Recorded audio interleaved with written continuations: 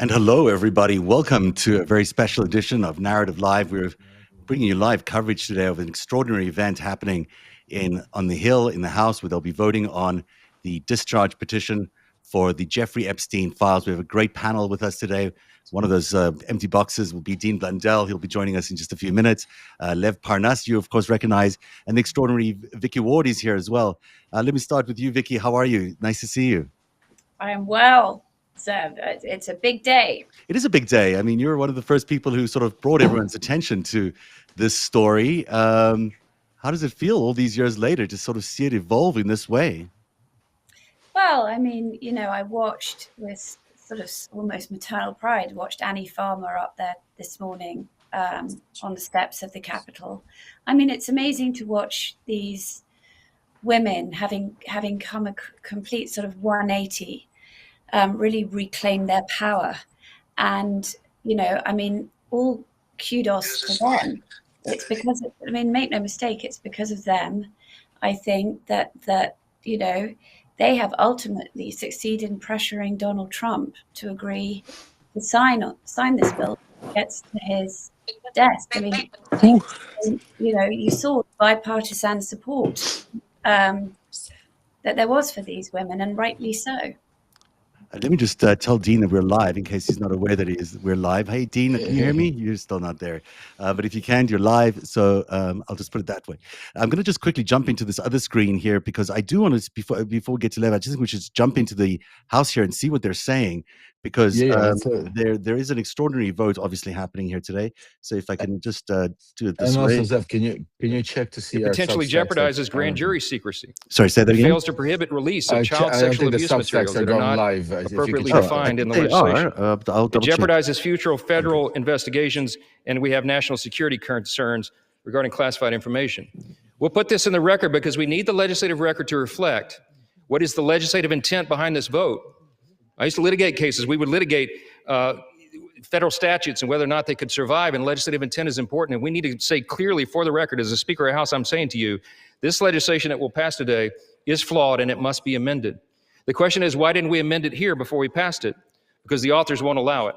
Because under the rules of the House, under a discharge petition, they have to agree to consent for the legislation to be amended, and they're not doing that. So now we rely upon our partners in the other chamber to get that done, and they need to do that. The victims deserve our utmost respect. In fact, they should be saluted for their courage. And the young women who have not come forward, who are now, some of them are middle-aged women who have not come forward, also deserve our respect, and they deserve to be protected. Republicans support transparency. We want maximum transparency, especially when it comes to disclosing the names of anybody who had anything to do with these evils, anybody who conspired with or aided in any way Jeffrey Epstein. They must be brought to justice. We want the bill to be amended so it doesn't, at the same time, violate victim privacy, create new victims, disclose the names of any whistleblower or informant, cause the release of grand jury materials or child sexual abuse materials, or undermine our national security. I'm just going to keep him quiet because, I really don't know if this is his moment. His concerns here are quite empty here. Dean, welcome to the show. It's nice to see you, buddy. How are you? Good, guys. Nice to be here. Great to see you, Lev, and the lovely Vicky Ward. I've been a big fan for a long time. Vicky, hi. Hi, Dean. Likewise. Yeah, and just so you know, you and I are both from England, so I feel a special kinship with you. We'll try to keep the British to a minimum today. Well, I think, isn't Ellie British too, or something like that? Maybe she's not. Well, she'll join us in a second. Lev, tell me a little bit more about what you're hearing from inside MAGA. You're the MAGA whisperer here. What's Donald Trump up to? What's the campaign that is currently underway to really shut this down, even though it appears like they're behind the transparency? I mean, I wrote about it actually on my Substack a couple of days ago. I mean, they've basically initiated a contingency plan, and that's why you've seen not only the fact that you see Pam Bondi open up an investigation into, again, open up the investigation, and you heard it's basically into the Democrats, but also it's who they have leading the investigation, and that's a gentleman by the name of Jay Clayton. A lot of people might have forgotten who Jay Clayton is, but Jay Clayton used to be in Trump's first administration. He was, first of all, the chair of the SEC in 2017. But very interestingly, and Vicky, you covered my case a lot, but he was actually also in 2020, Trump and Bill Barr tried to shove Clayton into the U.S. Attorney's Office in the Southern District of New York. That was the same time, A, Jeffrey Epstein was there, B, there was an ongoing investigation to Rudy Giuliani, and yours truly, myself. The only reason it blew up is because Jeffrey Berman refused to go quietly, and Clayton didn't get to go in there. But the interesting part about it is, right after that, Clayton, where does he go? He goes to Apollo Management. Apollo Management is that same firm that you, Vicky, and Zev, you guys have been reporting about, who is basically the firm co-founded by Leon Black, who is, we all know, paid Epstein over $150 million, or $60 million to Virgin Islands. So there's a lot more that's going on behind the scenes right now. So the strategy, yes, Trump is going to be out there now trying to lie to his base, rally the troops, and say that, release the files, but simultaneously, there's other things happening. I reported on it yesterday also that Trump and Thune spoke directly, and where Thune told him that he's going to stall and do whatever he can to, buy time for it to not even go for a vote in the Senate.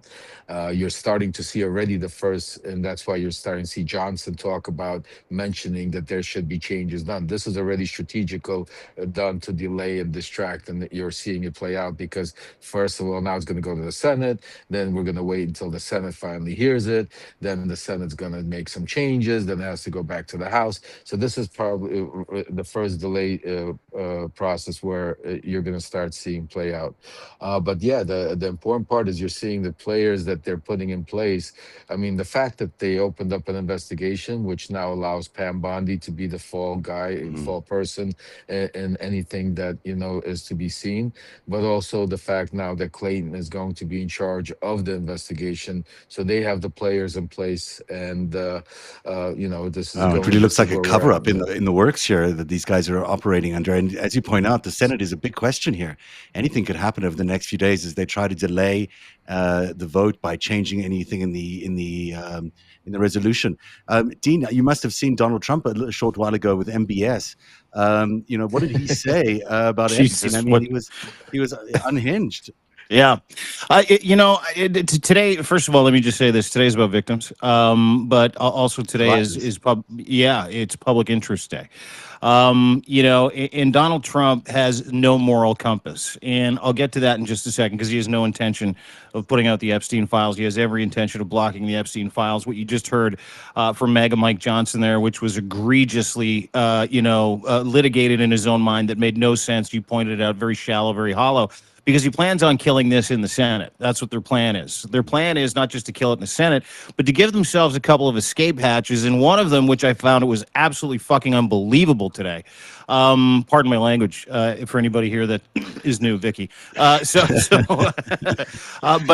what I found to be really egregious today was that MAGA Mike's issue, and you heard it there, was while Donald Trump is literally entertaining with like an F-35 flyover a man that hacked Jamal Khashoggi into 15 different pieces, who admitted to doing it, and he's giving him the royal treatment in the Oval Office. While that's going on, denying the Epstein files, telling everybody they're idiots, screaming and yelling at reporters like he did last night on Air Force One, calling that one reporter piggy. These are not the sign of a man who stands behind that true social post where he said time to release the files. It was even worse than that. I'm sorry to interrupt you, Dean. No worries. I almost threw up, and I couldn't believe when he turned around and said, when he spoke about Khashoggi, and he literally said that not everybody liked them, or I mean, like he made some sort of a comment saying like that, that this was not somebody like it was a controversial thing or something, like this was not a reporter that got, that was insane. Yeah, like because people didn't like Khashoggi, or Khashoggi wasn't liked in his home country, it's okay to kill the guy. That's an extrajudicial killing that we saw. And he also said, Dean, he told the reporters not to embarrass his guest. Yeah. He really went after that reporter. It was something else. And of course, MBS is no stranger to Jeffrey Epstein. There were many connections. Were there, Vicky, between the two? Oh, 100%. They met. I reported in Chasing Ghislaine that MBS was one of the people Jeffrey had in his house. And in fact, a Russian model, whom I know, Kira Diktia, and various of her friends, were paid something like $1,000 to stand in the hallway when MBS came to visit and quote unquote look decorative. So yeah, they definitely knew each other, because remember, I also reported that, one of the things that made Jeffrey Epstein valuable in the rarefied world of the international plutocracy was that he was able to be a sort of back channel between the Gulf states and Israel and the US at a time when they weren't talking in the way they all are now. And of course, Adnan Khashoggi. Vicky, sorry. No, I just wanted to quickly ask Vicky, because what I saw today with MBS and Donald Trump, and what I've seen every time we have these votes on the Epstein files, or there's a survivors press conference, is he will bring a head of state into country. And it dawned on me today, and Vicky, maybe and Lev, Zev, feel free to chime in. It seems like everybody that was in Jeffrey Epstein's orbit, not everybody, several world leaders, other people that are in Jeffrey Epstein's orbit, are literally coming to town to lighten the load, to show support for Donald Trump, and that is no coincidence, Vicky, that he's here today. Well, the same thought had gone through my head. That there's always, Trump always has a big distraction, and it is ironic that today it's MBS. Who was it last time, Dean? I forgot. It was the president of Poland, the hard right president of Poland. Okay, so I don't know that he knew Jeffrey Epstein, but MBS definitely did before he was Crown Prince. But he was next in line after that to the Saudi throne. So it is fascinating that, and you can hear, and I just before we jumped on here, I was looking at the Trump MBS press conference, and I couldn't believe that yet again, what was Trump, taking out the airwaves discussing his ballroom. Yeah. So it's such a terrible image, right? You've got him talking about this ballroom, this $300 million ballroom, when there's victims standing on the steps of Capitol Hill demanding some justice after decades and decades of just being ignored this way. Yeah. And he's talking about, building a giant ballroom, and asking MBS for money. But just to wrap this up a little bit around Khashoggi, Adnan Khashoggi was Jeffrey Epstein's partner. This is Jamal Khashoggi's uncle and an international, operator of some note, a weapons trader, probably worked for the CIA amongst many other people. And Epstein was his fixer, his advisor. He helped him raise finance. Some people said he was trained by Khashoggi in money laundering and other things. So you've got a man there who, is directly connected to the Saudi government as well. And there was also the Saudi passport found in Jeffrey Epstein's safe, which, you can't forget that either. So there's lots of connections to MBS, Saudi Arabia, and Jeffrey Epstein. And at the same time as he's sitting next to the president, being honored by the president, they are having this vote to discharge the petition for these Epstein files. It's kind of stunning, split screen that we're looking at. Well, I think, it's really interesting. The one thing I did pick up when I listened to Mike Johnson giving his press conference this morning, right after the survivors gave theirs, he was quick. Trump had clearly given him talking points, and, he was quick to say, we've really got to start talking about something else. Yeah. But that was on the heels of Marjorie Taylor Greene also saying in the middle of the survivors press conference that this issue has ripped MAGA apart. So just to discuss what you guys were saying about how the Senate could stall it and stop it, the problem, if they do that, is that, Trump's base is not going to just shut up and put up on this one. Mm-hmm. This will not go away until somebody releases those files. So, and I would ask you this too, Vicky. I don't know if you watched Mega Mike Johnson's press conference. There was a point in there where his face got all red, and he picked up the actual discharge petition, was going through some of the I think sections. we Can I request a recorded vote? So let's The gentleman from just Maryland sorry to is interrupt you there, Dean. I'm requesting a Yeah, no recorded problem. vote. Gentleman from Maryland has requested a recorded vote. Those favoring a recorded vote will rise. This is just A sufficient number having risen, a recorded vote is ordered. Members will record their votes by electronic device. Pursuant to Clause 9 of Rule 20, this 15-minute vote on the motion to suspend the rules will be followed by 5-minute votes on ordering the previous question on House Resolution 879, adoption of House Resolution 879 if ordered, and adoption of House Resolution 878. This is a 15-minute vote. Because they'll be voting in 15 minutes, and I'm not Game sure. on. This is just part of the discharge. I think this is just the suspending the rules, and I don't know if this is just the discharge petition itself. I don't know if you guys know. Do you know? Because there's several votes that have to take place.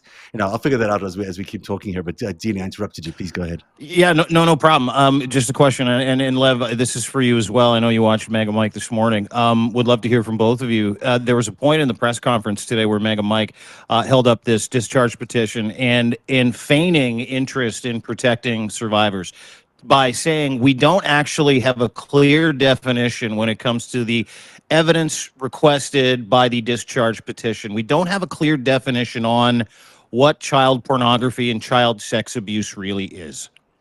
And when I heard him say that, I almost threw up in my mouth, and I'll tell you why.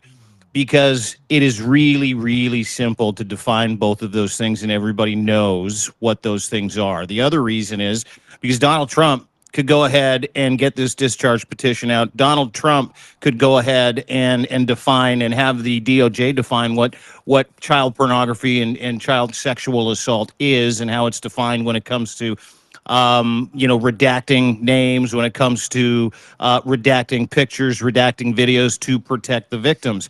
And I found that to be so disingenuous and so silly and such an odd thing for him to say when clearly we all know exactly what it is. Well, let me explain to all of you, because I know it's frustrating, and a lot of you can't understand sometimes why some of these silly conversations happen. But let me explain to you, somebody that was part of building MAGA, and I keep telling you, there's a percentage MAGA, the original part of MAGA, that the base that he's talking to, the message that see normal. Well, okay, let me reframe or say, when you if you're educated enough and you have enough common sense, and you're and you're willing to look at things in a proper way on both sides, it's easy common sense to you to say, listen, we have things, this is a bunch of garbage, because we have systems in place to protect the victims. We have systems in place. This could be done very quickly. We don't need to have House votes on this. This is something that's done, I mean, on an everyday basis in our judicial system.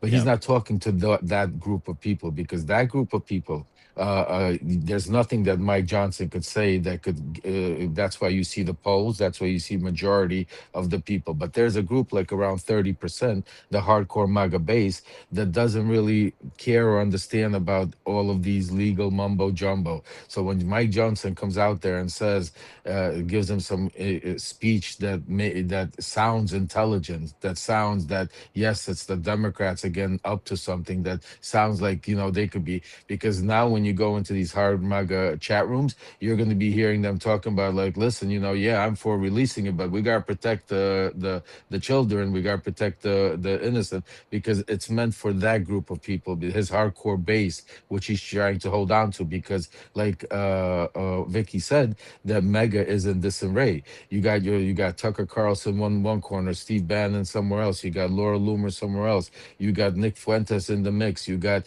conspiracy theories about Charlie Kirk.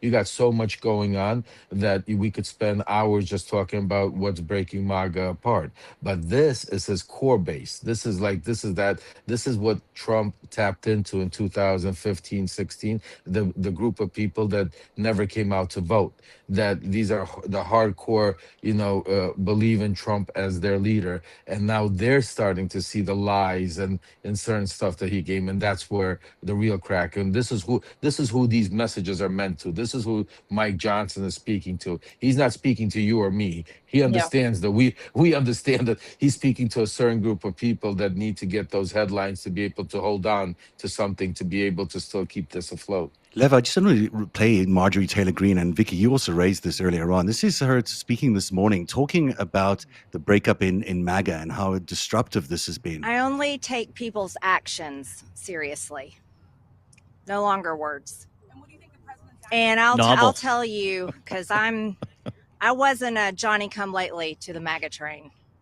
I was day one 2015, and there's a big difference in those Americans and those that decided to support President Trump later on. And I'll tell you right now, this has been one of the most destructive things to MAGA, is watching the man that we supported early on, 3 elections, for people that stood hours, slept in their cars to go to rallies, have fought for truth and transparency, and to hold what we consider a corrupt government accountable. Watching this actually turn into a fight has ripped MAGA apart. And the only thing that will speak to the powerful, courageous women behind me is when action is actually taken to release these files, and the American people won't tolerate any other bullshit. That's where we are today. I mean, that's them fighting words there, Vicky. I mean, it does feel like there's been a rift in MAGA, and that, you know, certainly she's evolved. I mean, that's not the same Marjorie Taylor Greene we saw a few months ago. Oh my God, no. I mean, she's got to be running for something. or from something. I mean, I was going to say.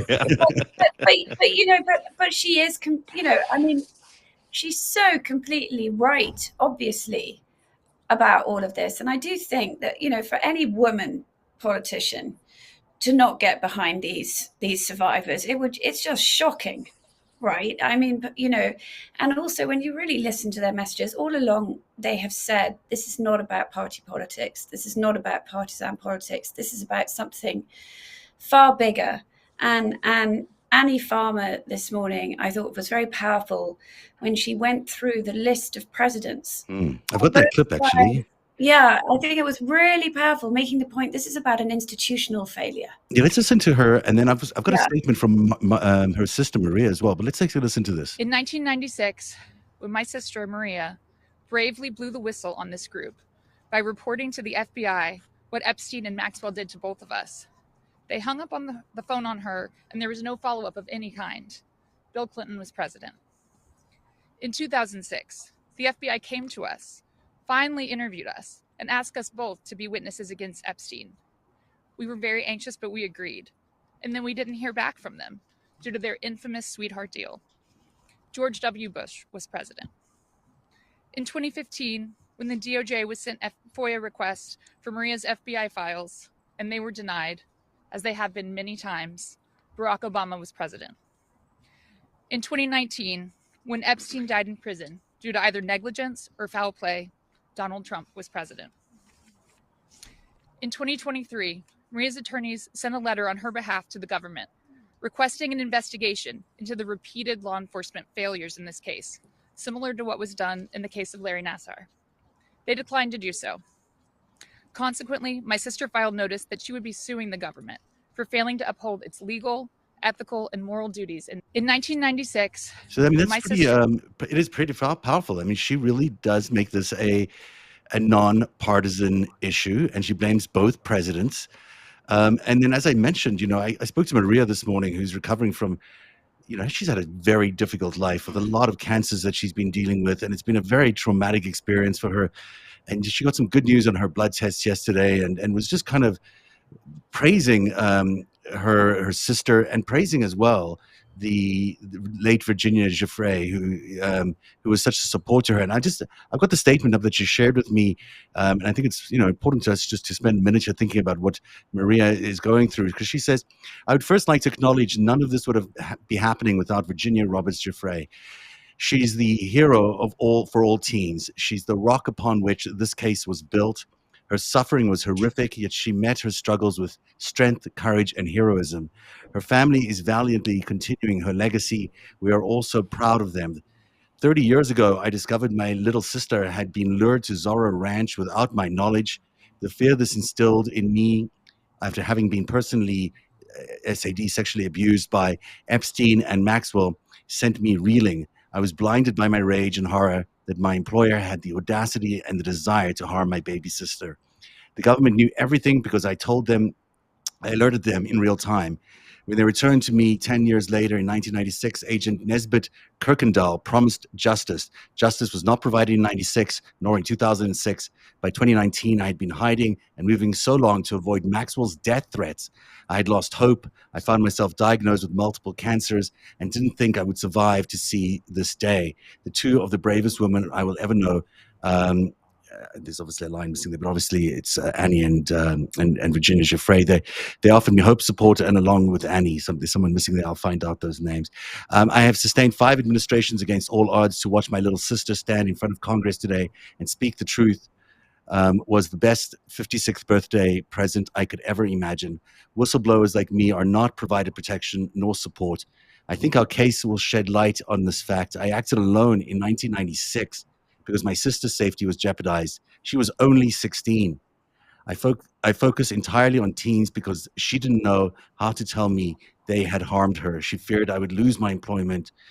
The fact that this brilliant young girl didn't know how to articulate the abuse made me recognize there is a huge distinction between being a teen and being an adult woman. I know to fight them, and I did.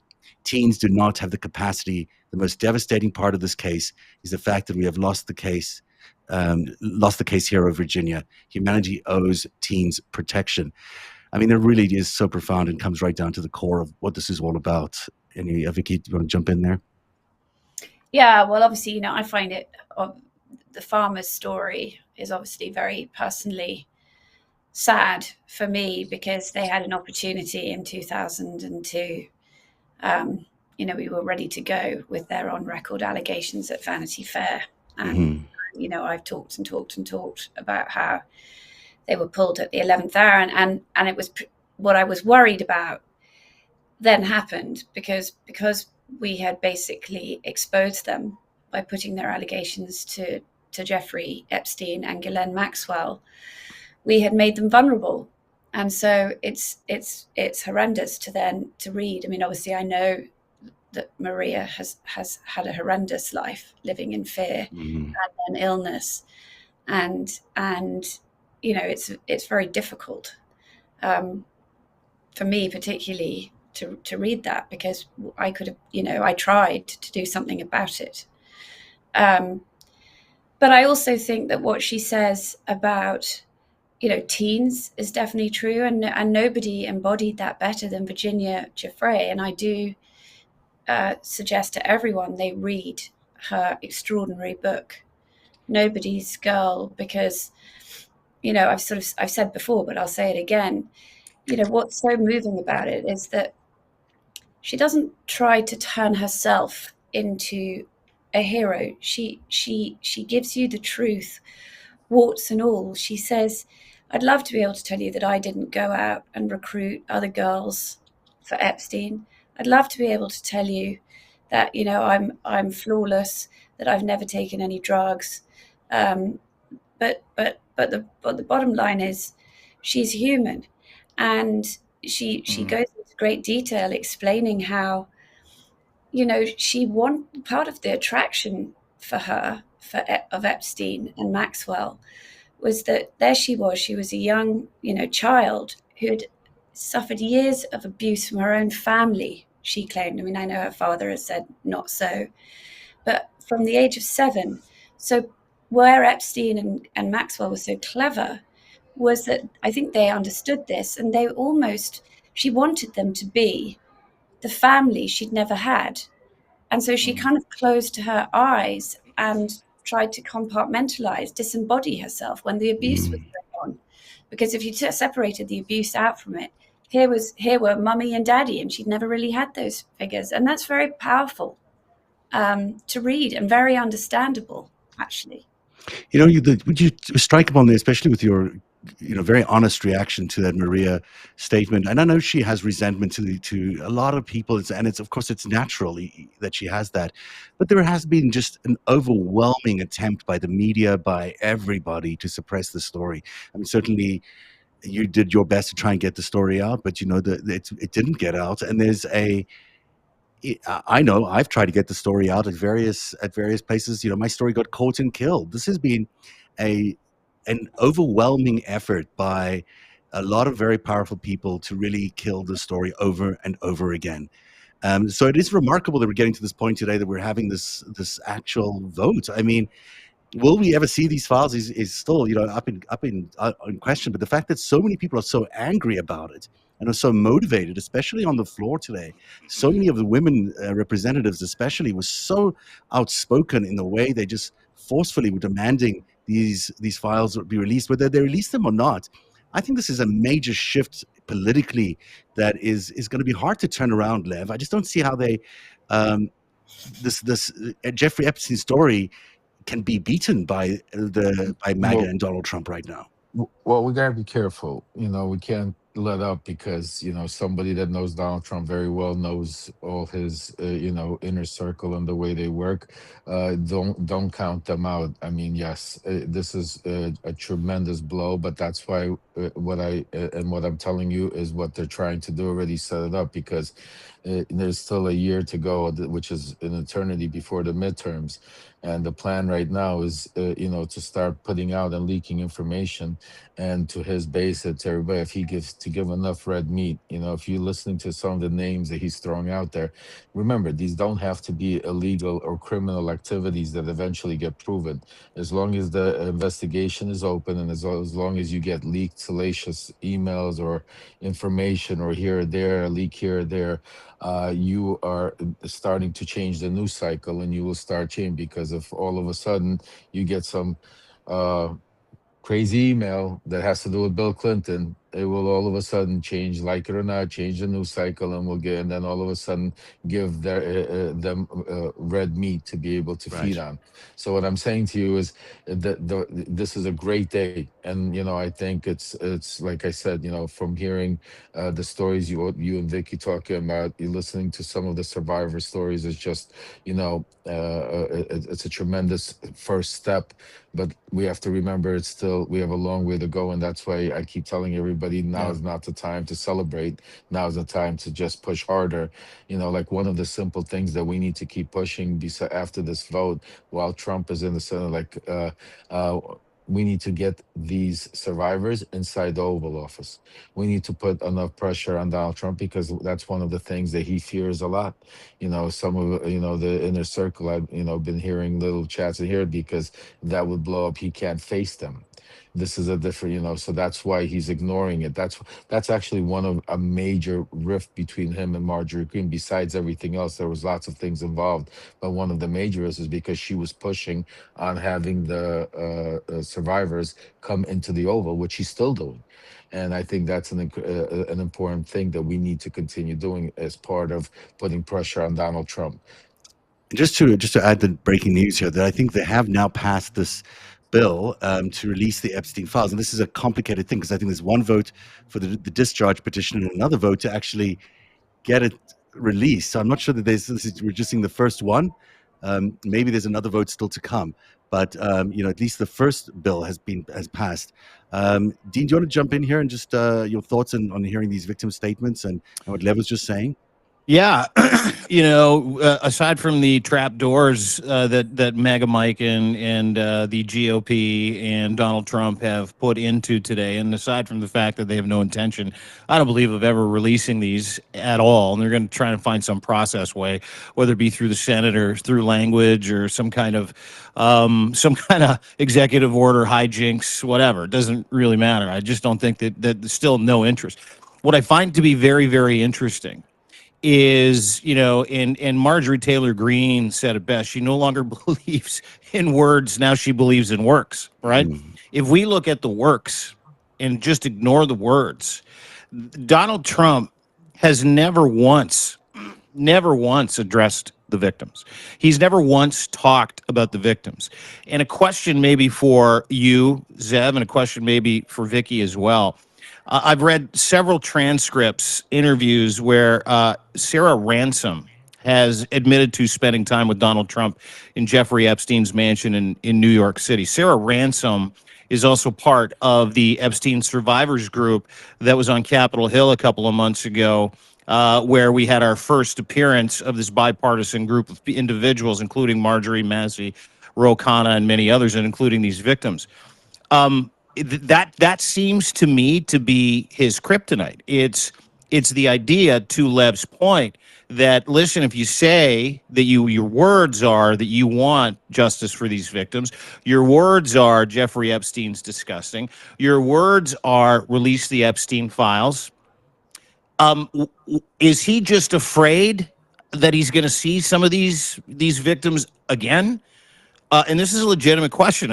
Or is he just so incredibly riddled with guilt with his involvement in this that he's afraid, he's literally just afraid of what's going to happen if he does meet with them in any kind of public or private setting? Is he guilt? Does he feel guilt? I don't think this man feels guilt. I don't think there's any sense of him showing any remorse here at all. I think he's been trying to suppress these women and their testimony for decades, and he's even today, he's just thoughtlessly talking about, attacking the not that it matters, but it's a woman reporter asking him questions.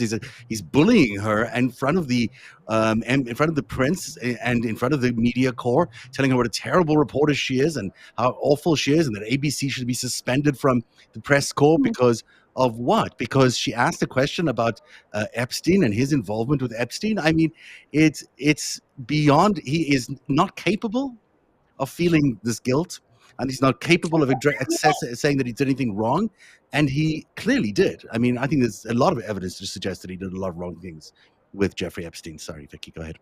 Well, I think that we know from the emails, obviously, that came out last week. I mean, they just confirmed what I think probably everybody on this panel already knew, which was that, of course, he knew about Jeffrey Epstein's abuse of minors.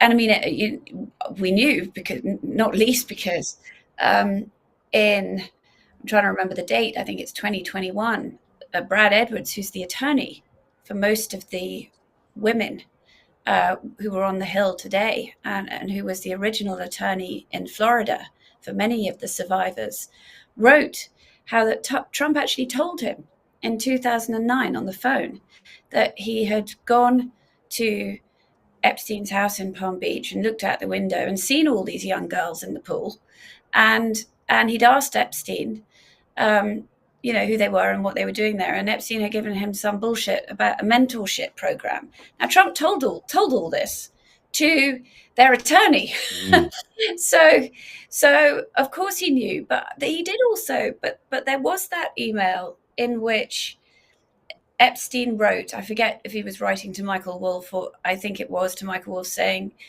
yeah, so Trump knew about the girls. He told Ghislaine to stop. Mm-hmm.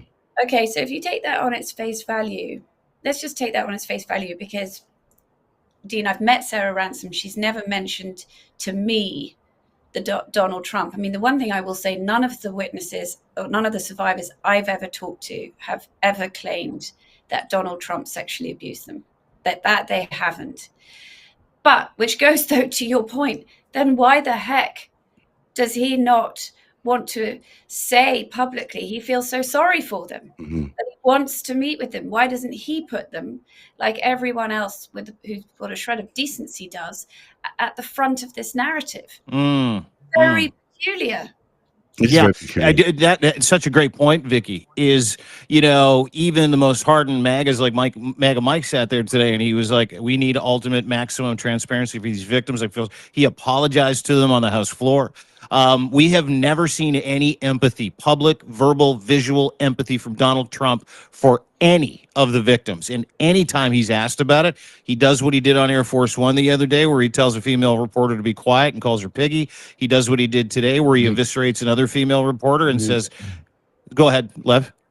I'm sorry to because I just like you because you guys have to understand who Donald Trump is. Remember where he came from, the world he came from, who his mentors were, the where he grew up. I mean, you guys are taking a picture, a snapshot of him as the president of the United States, or for the past 8 years.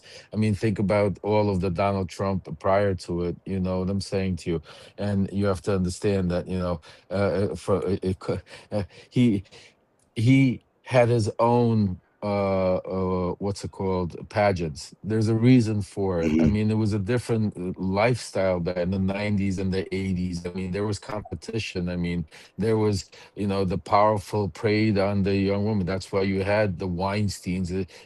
Just now you didn't hear about all the stories, but Donald Trump, I mean, this is not one woman coming. I mean, just think about Katie Johnson. I know Vicky's never interviewed her, and I but the fact that she, her story, and the fact that she sued and Trump never responded, never went after, tells me all. I mean, so and what I'm saying to you is, Donald Trump, what you're seeing, the way he responds to women right now, is this is how it is. This is how he feels about women. This is how they talk about it in privacy. This is when the cameras are off and when sitting there together. This is how they joke about somebody's donor's wife and stuff like that. I mean, and it's not just Donald Trump. It's a society inside of there, which I've seen because I was there when the cameras were off, when the cigars were lit, where the scotch was out, and when at 2 o'clock in the morning, where the shit that came out of their mouths that you would never believe it. So it Giuliani doesn't. tried to take off his pants. Yeah, I've heard those stories. The Katie Johnson thing is so interesting because when Jeffrey Epstein heard about the Katie Johnson case, he was forwarded the case by a Reuters reporter. This was just days before the election. The first person he emailed it to was Tom Barrack, which is a very close friend of both he and Donald Trump's, and was also about to be the campaign chair for the inauguration committee, but also had an official role within the transition. And it seems to me, and I think the thing he emailed, he said, I thought you guys would be interested. He said nuts about the case, and then he said, I thought you guys would be interested in this, or something like that. You guys, meaning, I think, Barrack and Trump would be interested in this because this is coming down the pipe. On this vote, the yeas are 427, the Wow. nays are 1. 2/3 being in the affirmative. The rules are suspended. The bill is passed, and without objection, the motion to reconsider is laid on the table. Wow. There's a big historic moment there. Who's the one? Exactly. Who's the name? I want to hear. Who's the name? I think that is just the first of 2 votes they have to take here, actually, because I think that is the discharge petition that is now passed. Yeah. What they have to do now is actually vote on the release of the Epstein files. And then so here's a question I would ask. Pursuant to Clause 8, Rule 20, the unfinished business is the vote on ordering the previous question on House Resolution 879, on which the yeas and nays are ordered. The clerk will report the title of the resolution. House Calendar Number 47, House Resolution 879. Resolution providing for consideration of the joint resolution, Senate Joint Resolution 80, providing for congressional disapproval under Chapter 8 of Title 5 United States Code of the rules submitted by the Bureau of Land Management relating to National Petroleum Reserve in Alaska Integrated Activity Plan Record of Decision, providing for consideration of the joint resolution, House Joint Resolution 130. I think it's done. I think actually that's done because this looks like a completely different bill. Obviously, I mean, this is not. So I'm guessing that what we're seeing that it is approved, and I think that the release is approved. That was probably the It's approved. It's my son actually wrote about. I don't know how he broke it before we saw it, but that's weird. But because he's Aaron Parnas, dude. Exactly. It has been already before, so we knew it was going to be approved. Yeah, but it's because it's Aaron. Aaron knows everything before everybody else. Somehow. I don't know. So here's the question I would ask, and I'll throw it out to the rest of the panel. Is that all for show? We were at 218 a week and a half ago, right? Is that all for show on behalf of Congress? Vicky, your thoughts? Not entirely, because 2 weeks ago was before we had the elections right, of last week. And I think you've got a lot of Republicans worried. They're coming up for re-election, and that's, and I mean that ultimately has to be why Trump changed his mind, right? This is just politics, because he was going to be left behind and look like an idiot. And that's my and again, that's my reason for being maybe more optimistic than you guys are about the Senate, because next year is a big year, and if people who are up for re-election vote the wrong way on this, they're going to feel it at the ballot box. Oh no, Vicky, you're 100% right. I mean, one of the things I also am hearing, and why Trump came out also and flipped so hard, and even though Thune is giving him the wink and telling him basically that he's gonna prolong it, but after that he got information that there's like likely up to 12 Republican senators that are going to vote for it. So he understands that the pressure, there might be a delay, there might be some sort of a back and forth, which Johnson already laid the delay up for, but he understands that eventually it looks like it's going to, and especially like you said, because of the vote, because of the pressure with the midterms coming up, definitely that's part of why he's now not considering, but implementing the plan with Pam Bondi and everything else through the DOJ. So, Vicky, here's a question I have for you too. This is Survivors Day, and you've ridden with these survivors for many years. You're so deeply entrenched in the story. You're so close, so many times. What is the recognition of 427-1 to pass the bill to get the discharge petition mean to you? Well, it's fantastic, isn't it? I mean, it is literally like, it's victory. I mean, it's, they have worked. I mean, did you see the PSA that they did? It's heartbreaking. It was, yeah. I mean, it's just, I think what's just so extraordinary is, the number of times now they've congregated and repeated this message that this is, again, I come back, I sound like a stuck record. This is not about politics. This is just about common decency. It's about protecting people who are not able to protect themselves. And so, how could anyone, doesn't matter what side of the aisle you're on, how can anyone vote against that? I mean, I would argue that Jeffrey Epstein and Ghislaine Maxwell, their crimes somehow are the darkest crimes almost in American history. There's something so unfathomable about it. And the idea that we as a country wouldn't stand up and say, we don't tolerate this, and we're going to protect anyone who's vulnerable, and we're going to make sure this never, ever happens again. And in order to do that, we're going to look at these files. Who wouldn't do that? It isn't politics. It's just decency. You're absolutely right, Vicky. And of course, the president of the United States is on the other side of this. And I think that's why this is very, very important. I think the president of the United States is telling America, he's telling the world that he doesn't care. He might have tried to change his tune in the last couple of days, but it's not working, obviously, especially with these comments today. He's saying he doesn't care. And I think that's why MAGA is going to have this divorce, just looks like a really painful divorce. But I think the realization, and you see Marjorie Taylor Greene really struggling with this, where she was, on the other clip from her today was her talking about him calling her a traitor. And she was like, no, a traitor is someone who cares only about himself and working for foreign governments. Obviously saying that was about Donald Trump. I mean, she's accusing him of being a traitor.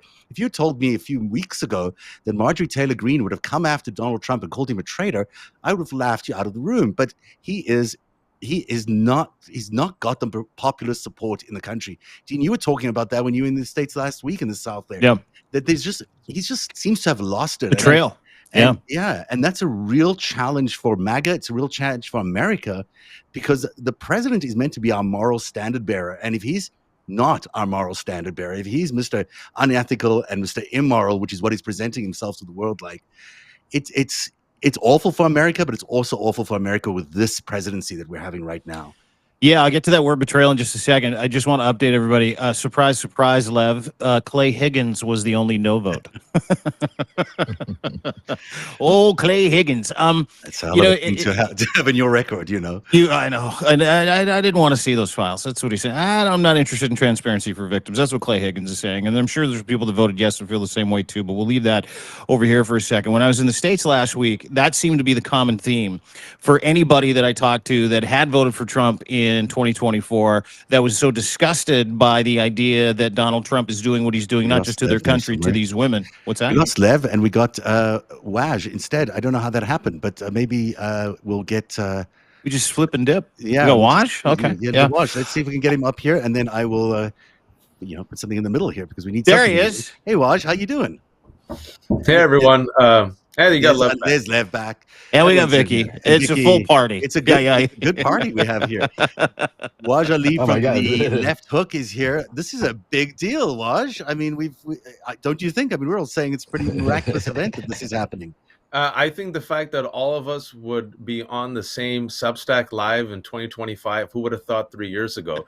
Number one, it just shows you things might be getting better, or we might be in the seventh circle of hell. I don't know, but either way, the fact that all of us are united against pedophiles and billionaire men who have used and abused their wealth to rape girls, I think shows us there's the shred of shared humanity and decency. And I do think symbolically today is very good because it shows that there was only one defection, Clay Higgins, who was running for Donald Trump's favorite racist. But the fact is that Donald Trump, if I may, he tried, folks, because I hate being gaslit and I hate people lying to me. Donald Trump has tried his entire presidency to cover up the Epstein files. Donald Trump has tried his entire presidency to bully everyone, to spin a yarn that there's no there. It's the Epstein hoax, right? Mike Johnson in August tried his best to call it. He did a recess instead of even having a vote on the Epstein files. He had a recess. They're like, nope, we're gonna just shut everything down. They fired Maureen Comey, the special prosecutor. They put in Todd Blanche. Ghislaine Maxwell has no business being in a minimum security camp, getting pampered, right? That's still a huge scandal. Who authorized it? Why is she there? I mean, he's gone out of his way, Zev, to cover up what's in the Epstein files. And I've always said, if you have nothing to hide, you have nothing to lose, right? Just release the Epstein files. And if you're not guilty, don't fucking act like it. Exactly, Dean. And the DOJ, and I'm glad Thomas Massey reminded Americans about 3 hours ago, said, you don't need a vote. The DOJ could just release it right now. Thank you. Trump could have released it 3 months ago. He could have, not sworn in the congresswoman from Arizona. I mean, it's been a very long and established attempt to try and kill this entire Epstein files release. Sorry, Lev, go ahead. No, I mean, you're both of, I mean, I don't want to interrupt, but I'm just saying to you, if we keep a simple message, and this is what we just keep guys saying, forget about what he says, watch what he does. I mean, he could say all he wants, but what is he doing? He's not releasing the files. He's instead opening up an investigation. He's instead putting in a lawyers like Clay Johnson in there to be able to go after it and cover it up, and to be able to not go after and leak different information. So I always say with Donald Trump, the way he could come out and say whatever he wants to say, and that's where his magic is. He knows how to manipulate the press. He knows how to manipulate the media. But one thing, that I say, if you watch what he does and not what he says, he's an open book. You can see right away. If these files actually come out, there is a lot in there, I believe, that is going to be very traumatic for this presidency. Just knowing what I know about his financial crimes involvement, even just what we found out from the Epstein emails that were released. I'm sorry, be right back. No worries. Even the Epstein emails that were released the other day. I mean, there was a clear evidence there that, at least in the sale of that house in Palm Beach that would previously be known by Wexner, the House of Friendship, that he was involved in money laundering. And that, Epstein directly points to the fact that he thought it was a fake auction for that house, that it was rigged, that it was a Russian oligarch that paid for all of that. And this is Epstein, who was there, who was a witness to all of it, who was party to all of this. And then he invokes Mark Pulte, the father of Bill Pulte, in being involved in that. I mean, this is money laundering and then tax evasion by the president of the United States. That's all we know from what his emails talk about. We don't know yet what's really in the FBI files. I mean, they could be very damaging, incredibly damaging. Vicky? But yeah, Vicky, please go ahead. Well, I mean, you certainly you're 100% right, Seth, that it seems to me, based on what came out last week, that Epstein reckoned that there was the appearance, certainly, of money laundering with the auction of that house in Palm Beach. And I mean, it would be fairly easy to look on Donald Trump's tax returns and see whether or not he declared the capital gain of whatever it was, 54 million or something like that. Yeah. And given that Trump only has losses, it's you can bet that it's unlikely that he did. And as we know, if you remember the first year as president, he filed his tax return and claimed he only had to pay $750. If you remember that. He doesn't follow the rules when it comes to these taxes, for sure. And let's not forget, how in the end did Al Capone come down? Mm-hmm. So look, I mean, you're right. We don't know what's in there. I suspect that Trump is nervous. I was interested that Thomas Massie said this morning, when he was asked, why do you think, that Trump has just stonewalled and been so reluctant to do this? And Thomas Massie, I mean, I think he was speculating, said that he thought it was to do with Trump protecting billionaire donors and friends of both sides of the aisle. I mean, I am intrigued. I mean, one name that was missing from the emails that appeared last week was actually Leon Black's. And I think, Zev, you in particular know, I've got so many questions about why Leon Black really paid Jeffrey Epstein $170 million that I'd love to see that answered in the Epstein files. And Leon Black's son has a senior position in the Trump administration. Mm-hmm. So I mean, there are always and who was it? Lev pointing out the Jay Clayton connection. There are so many wheels within wheels. And then yes, you're right, Pulte being the only person who was in on that house transaction, Pulte's father. Yeah, it's kind of something else, really. I mean, it's actually, when you did a Venn diagram of all of this. Well, I think that's exactly what you spend your time, Zev, quite usefully doing. Yeah, doing way too much time. But it's mind-boggling. It's always the same people. It's always the same people. They always show up. It's always exactly the same names. It's not even surprising anymore when you look up and you see that their names are there, because it's you expect that to be the case. Lev, you've obviously tangled in this world a little bit. A little bit. Surprising that they're all. Lev's also familiar with father-son criminal Trump employees. Yeah, I mean, the Witkoffs come to mind.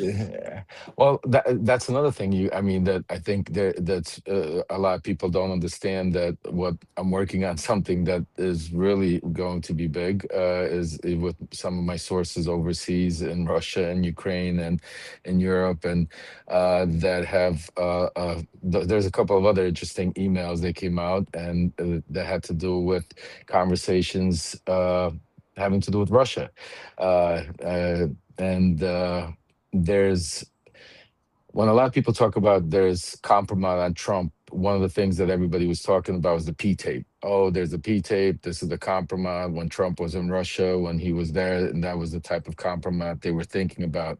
Also, maybe some, Russian Moscow Trump building. I mean, the stuff that they were talking about. But the real compromise that I'm working on, that and now watching these Epstein emails come out is validating a lot of the stuff that I'm hearing, is that there was a long operation here in the United States where the Russians, were, and Trump was just one of them. There was a lot of people targeted in the United States for different reasons back then in the 80s by the KGB during the Cold War that preceded it. And, they were rich, powerful men, politicians, different little, the criteria was, some of them was looking for people that would, crossed the line, people that were money hungry, power hungry, and Trump fit all those, checked all those boxes. And then when he married Ivana, it kind of, he fell into that world, into that basically. And ever since then, if you take a look at the history, I know there's been a lot of reporting about, but you'll see that Russian money, Russian association always, bails him out, always somehow intertwined in his, in the decades of going. But it wasn't just Russian money, it was also the way Russians intertwine with others, like the Epsteins of the world. And there was one very interesting email that, everybody concentrates on, but I think there's a much bigger thing that we need to look at. Is talking that about the Bubba email? The Bubba? The Bubba email, exactly. Yeah. The Bubba email. I mean, Yeah. everybody talks about the Bubba, but what I find interesting in there is that there's a key in there. Yeah. Well, yeah. Mark Epstein, the two brothers are having a conversation. Yeah, they're laughing at it. But the one thing that he says is that Bannon is next to him. And then he says, did Bannon hand over the picture to Putin? I mean, what that shows me that Bannon is somehow either in touch with the Russians or, is sending also information, or what is bad, because that's not something you just say like, of course, that's to, I mean, we especially know in Epstein that was world. collecting blackmail. We know he was. Correct. So, And Bannon is a weird individual in his own world. He plays his own different party. So what I'm saying to you is there's a lot more that Trump is trying to hide, because that's another reason why I've been reporting on why Witkoff is the main lead source to everything that happens with Russia. That's why Witkoff is summoned always to the Kremlin. That's why Witkoff has met with Putin, Kirill Dmitriev, and all of this is going on, because a lot of messages there being passed on back and forth. And that's why you see Trump very frustrated. And that's why Putin's the only person Trump doesn't act on, because of certain now information and compromise that they do really have on him. But it's compromise him about his business and his actions in the United States over the decades of years, not just some P-tape or something he did overseas in Russia. Is Witkoff the new head? Sorry, can I just ask this one quick question? Just a quick one, Dean. Is Witkoff the new head of the organization? Is he the new guy in charge, really? What do you mean? If you could think about it as sort of a Russian mob kind of environment where you've got the Russian organized criminals. No, Witkoff's the messenger. Witkoff's the messenger, and then you got Witkoff's son. Actually, they have interesting, and there's some more reporting I'm going to do later on. But Witkoff's son Zach is overseeing the Twiddledee Twiddledum, Don Jr. and Eric, and global cash grabbing. $1.5 billion the Witkoffs got from the Gulf states. Yeah.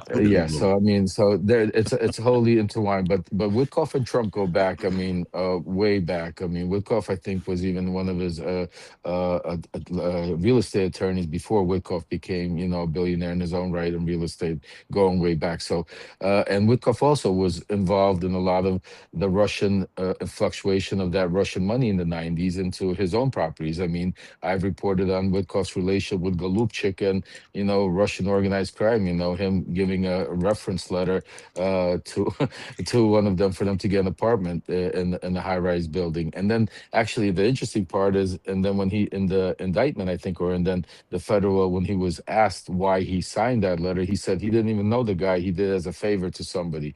Who was that somebody? I mean, we could go back and forth, but there's a reason why this is happening, and there's truly a compromise that Trump that they have on Trump. What that is, I don't know yet, but believe me, we'll be breaking it as soon as we get it.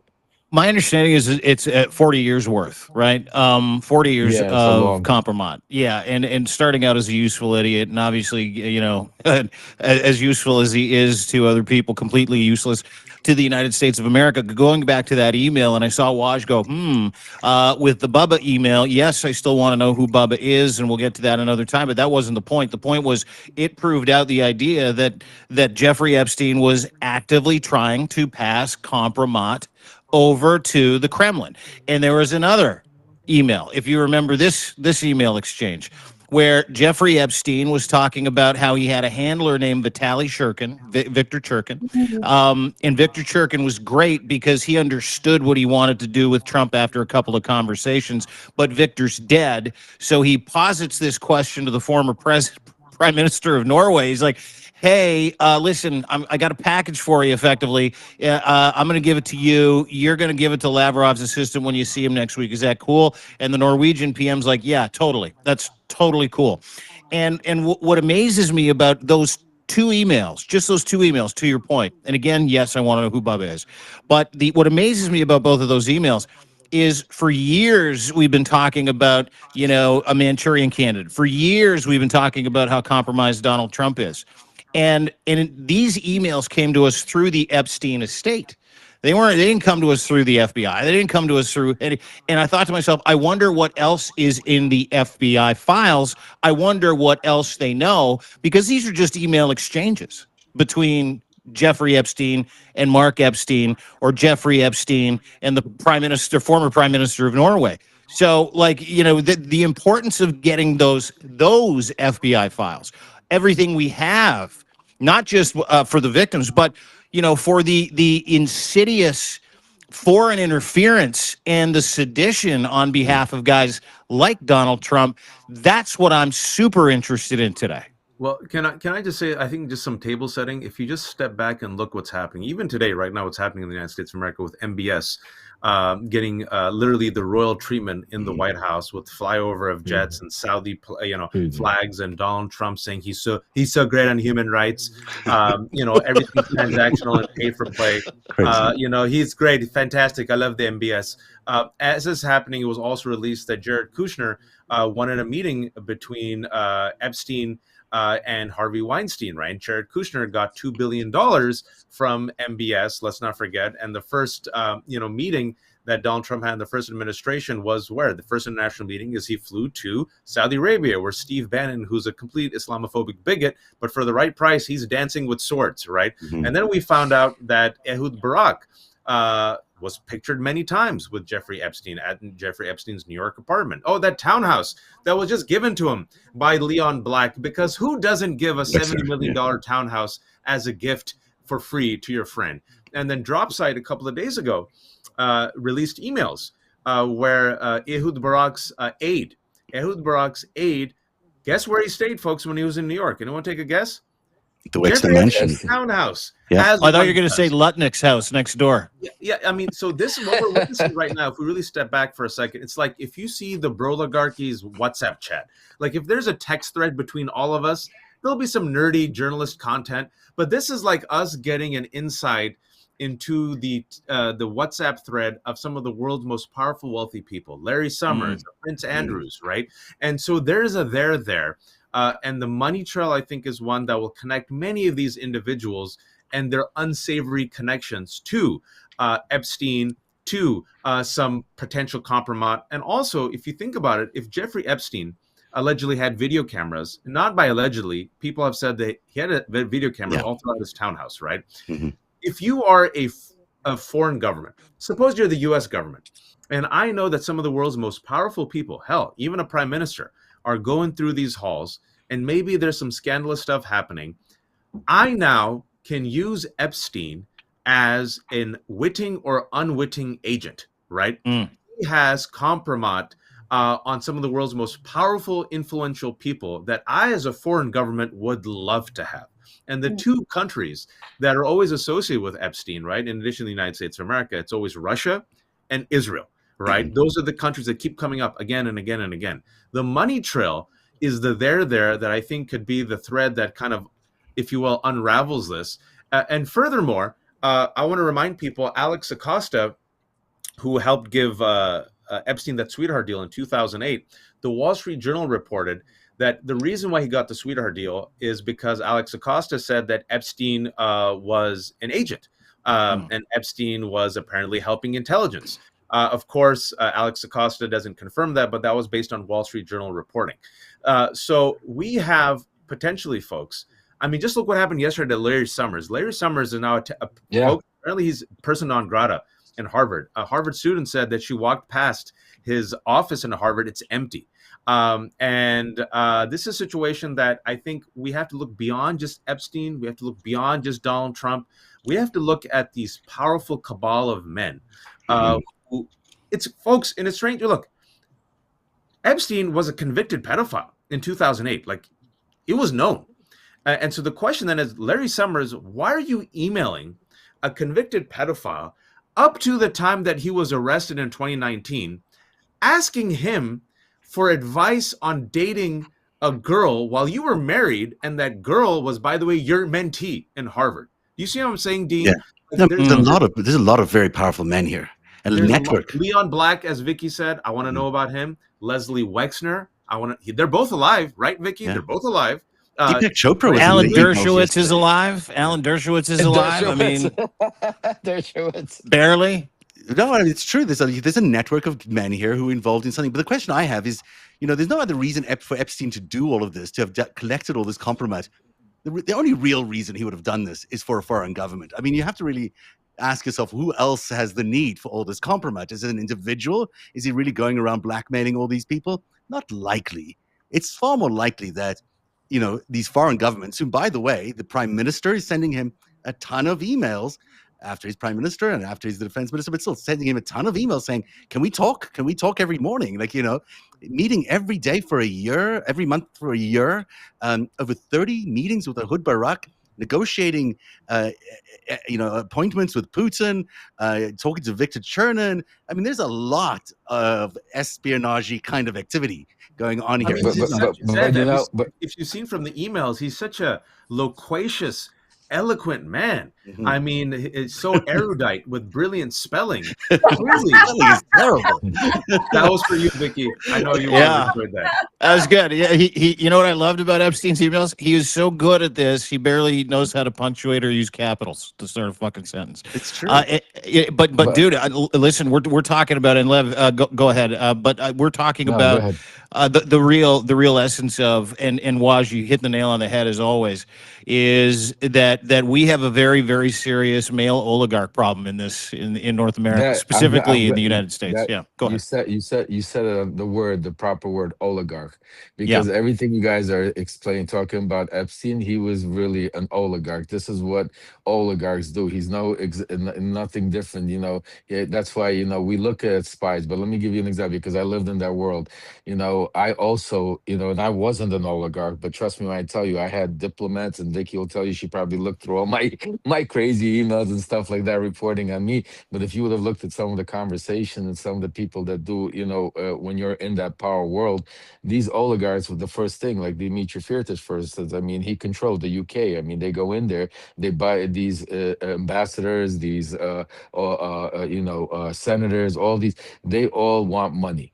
They all want, and that's why these all super PACs, all of this foreign money, and all, that's how, I mean, it's just pure lobbies. They walk in there, they donate money, they donate to charities, they wine and dine, and all of these people eventually start being friends, start giving information, start talking. And at the end of the day, you got to understand that most of them are connected to people like Putin, people like others, and the information flows up the chain, goes down the chain. And that's the way, it works. So Epstein, that, he didn't have to have a contract. He didn't have to be an actual agent for Israel or an actual agent for Russia, but he was, in that world where it was, he was very wealthy. He played in that field of games. He dealt with ambassadors. He dealt with different countries, and he dealt with the corruption, and that's what all of these people were corrupt. But the real story is that how they then went and abused all of these thousands and thousands of kids and children and girls and women that were covered up. The financial is one thing, but the fact that they're covering up, and like today we saw 5 administration guys. This is what I'm saying. This is not right or blue or red, or this is, I mean, there's and they all need it's to not go political. Down. It doesn't matter. No, it can't be. But it does matter that he did do the stuff for foreign governments. I mean, I do think it's easy to say it, he could have been something else, or he could have been, we all try to find ways of saying he isn't an agent. On the other hand, there's kind of a lot of evidence that he was. And also, I'm going to push back. Yeah. Well, was he, to Lev's point, was he in it for the money for himself? I mean, because yes, he was obviously really, really close to Ehud Barak, and obviously Ghislaine Maxwell, we know about her father and his special role and relationship with Israel. But you know, I mean, that email that you were referring to, Dean, where, you know, he's basically trying to insert himself into every high level conversation that's going on. And even though he and Trump aren't speaking, he's trying to insert himself as sort of the mediator between Russia and the United States, which is crazy, right? But because he's fallen out with Trump. But and to answer your earlier question, I'm sure that's why he emailed Tom Barrack, Zev, because he can't get to Trump, so he gets to Trump, one of Trump's closest friends. Or maybe there's something more sinister going on. I mean, maybe he's, you know, if you've got all this compromise on Donald Trump or anybody else, you don't want to actually reveal the picture. So you don't want to reveal the photos. You want to hold it. You want to make Trump president, and then you want to hold it over him so you get your policy decisions that you want and you get your policy direction that you want. Otherwise, what's the point of the compromise if you're not going to get the quid pro quo situation? You need, you know, you're threatening them with release so you can get something in return. And then you look at what he's done with Israel, and you look at what he's done with Russia in terms of policy. And Donald Trump looks like he's obviously compromised in that regard. Can I just say one thing? You guys you keep mentioning one name that is extremely important, and nobody, Tom Barrack.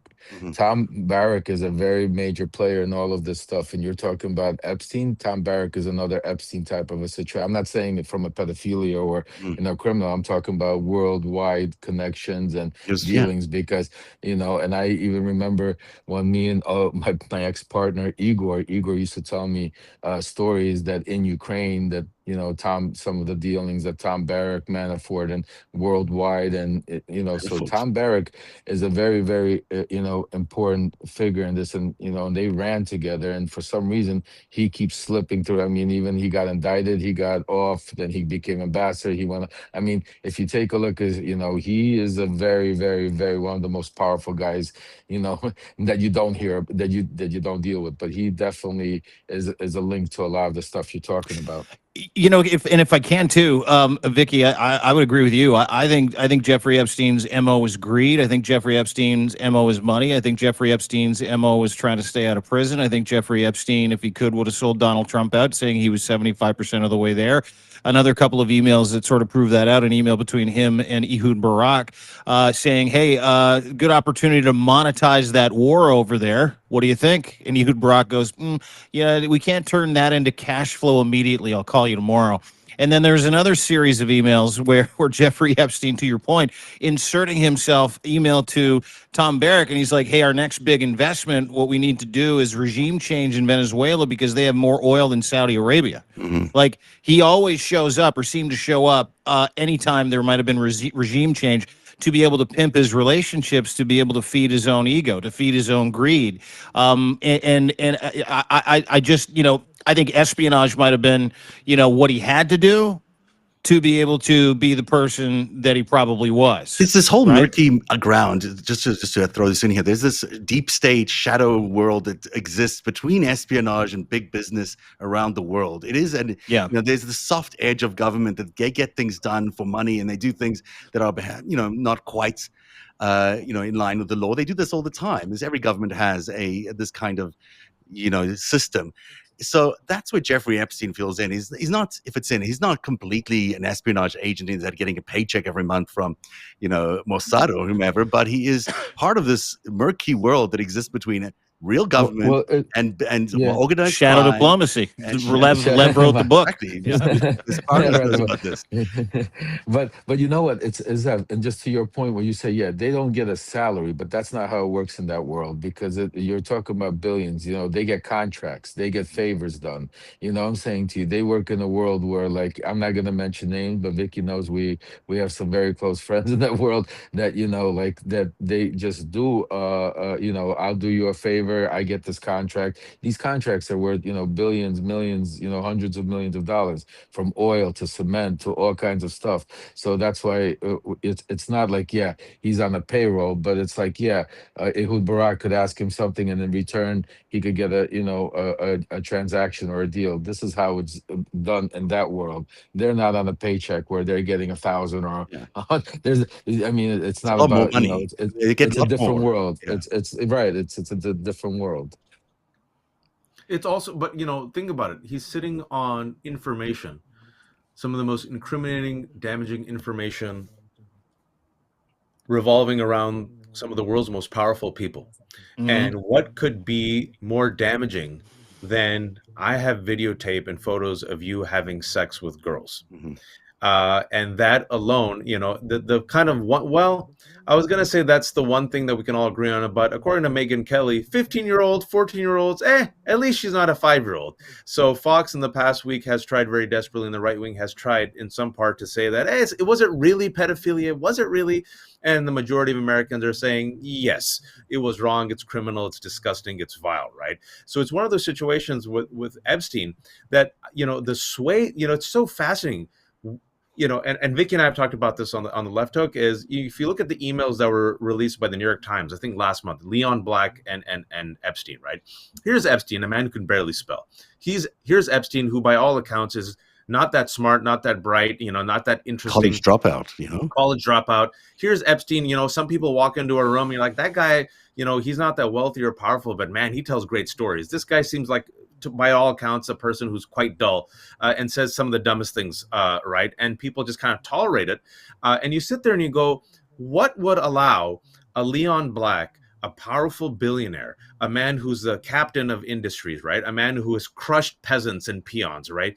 To be belittled and mocked and ridiculed in emails by Jeffrey Epstein. If you read those emails, Jeffrey Epstein's mocking him, bullying him, mocking his children, and Leon Black just sits there and takes it.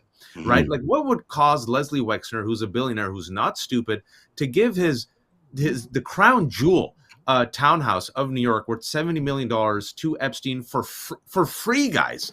Like, what, the fact that Epstein is in these regular conversations with Larry Summers and has these dinners with all these, powerful men, like, Chomsky's emailing him and Woody Allen and all these people. This person clearly is not that bright. This person clearly, like you said, is a dropout. I am not convinced of his brilliance or aptitude for money laundering. Maybe he had it, right? What does he have? This is a person who has access, and he has access because he has information, compromising information on the world's most powerful people, right? And that information, and going back, trying to connect the dots, right? Like, Lev, I see it like you, with that type of information, you don't have to be an outright agent. You don't have to wear a tag that says, I am an agent of Israel or I am an agent of Russia. But you then become, if you will, to Zev's point, an unwitting agent, knowing full well how you are being used by these governments and how you are using them. All these emails that have come out, and these are just the tip of the iceberg, folks, because a piece of good news, and I just want, if I may, everyone's saying, oh, there's the files, the vote happened. Donald Trump is not going to release these files. His Department of Justice isn't going to release these files. What Donald Trump is going to say is, look, I told them to vote for it. They did. Look, oops, DOJ is doing an investigation. Okay, they can't release it. So Pam Bondi is going to say the DOJ has an active investigation. They can't release the files. They keep punting it, folks. They're going to keep punting it. There's no way they're going to release these files. And then Epstein's brother came out yesterday, and I'm glad he made this point. He goes, even if they release the files, there have been thousands of FBI agents working around the clock, working to scrub Donald Trump's names from these files. Now, this is the good news. Some people might say, oh, God, that's so deflating. That's so disheartening. There are 4 leaks, if I may, that he can't plug. These are the leaks. Number 1, the Epstein estate. They still have files, and they've given those files to the Democrats who haven't released all of them, number 1. Number 2, Ghislaine Maxwell. Her ass ain't sitting in prison. If she sees CZ of Binance free and George Santos free, do you think Ghislaine Maxwell? Oh, she's already pushing. She's already pushing. Number 3, the FBI agents who have allegedly seen these files, according to some whistleblowers, they're so horrified by what they've seen, and this administration is so reckless and stupid that, folks, the FBI agents who were tasked with removing and scrubbing Donald Trump's names, they all worked from the same shareable Excel sheet. So they didn't lock it down. Yeah, they didn't lock it down. So that's a 3rd leak. And then the 4th leak. 2,000 people, by the way, spent a lot of time looking at those documents. If they're not leaking, and apparently, they will leak. Apparently, according to some whistleblowers, they were horrified by what they saw. Horrified. Sure. And then finally, I would say your 4th leak, and going back, I think our central focus should be the survivors. If you've seen, there was this powerful ad that came out over the weekend. It's the first time I saw it. It was really powerful. These women are now more emboldened finally. Like, Like they've been saying this for 20 years. And today's going to supercharge that, by the way. Virginia Giuffre outed Andrew years ago, but a girl, a woman, who cares? Property. We don't pay attention to these girls, but now they are. And these women came out. Their faces were there. About these six women, and they had these photos. For those who haven't seen it, they have the photos of themselves as girls, and they said, "I was 16, I was 14, I was 15." There's thousands of survivors. These girls who are now women, and now they're more emboldened, guys. They aren't going to shut up. So you tell me how Trump and the oligarchy that we've talked about plugs these 4 leaks, because I don't think they can. Vicky, I want to hear from you on that. No, I don't. I have said all through. I am the optimist here because I think the files, possibly in an imperfect fashion, will be released, because I think the drumbeat, the tide is against Trump on this. And, let's not forget, the guy has to have some populist sensibility in him. After all, he was, TV, reality star, etc., etc. I think something will have to come out, or he'll lose his entire base, and he'll lose the support of his party. So But that's the scary part, Vicky. Listen, there have been leaks all along. If you've been paying careful attention, it's been quite clear that, particularly, I would say, Jason Leopold, who at Bloomberg, and sometimes the Wall Street Journal and sometimes the New York Times, somebody has been sending them discovery that isn't in the hands of other people. I mean, those emails from Jeffrey Epstein to Leon Black calling his sons retarded, those were not in the public domain, and I have no idea where those came from. And similarly, Jason Leopold got a whole bunch of emails that Jeffrey Epstein wrote to Ghislaine Maxwell, documents of gifts Epstein sent around.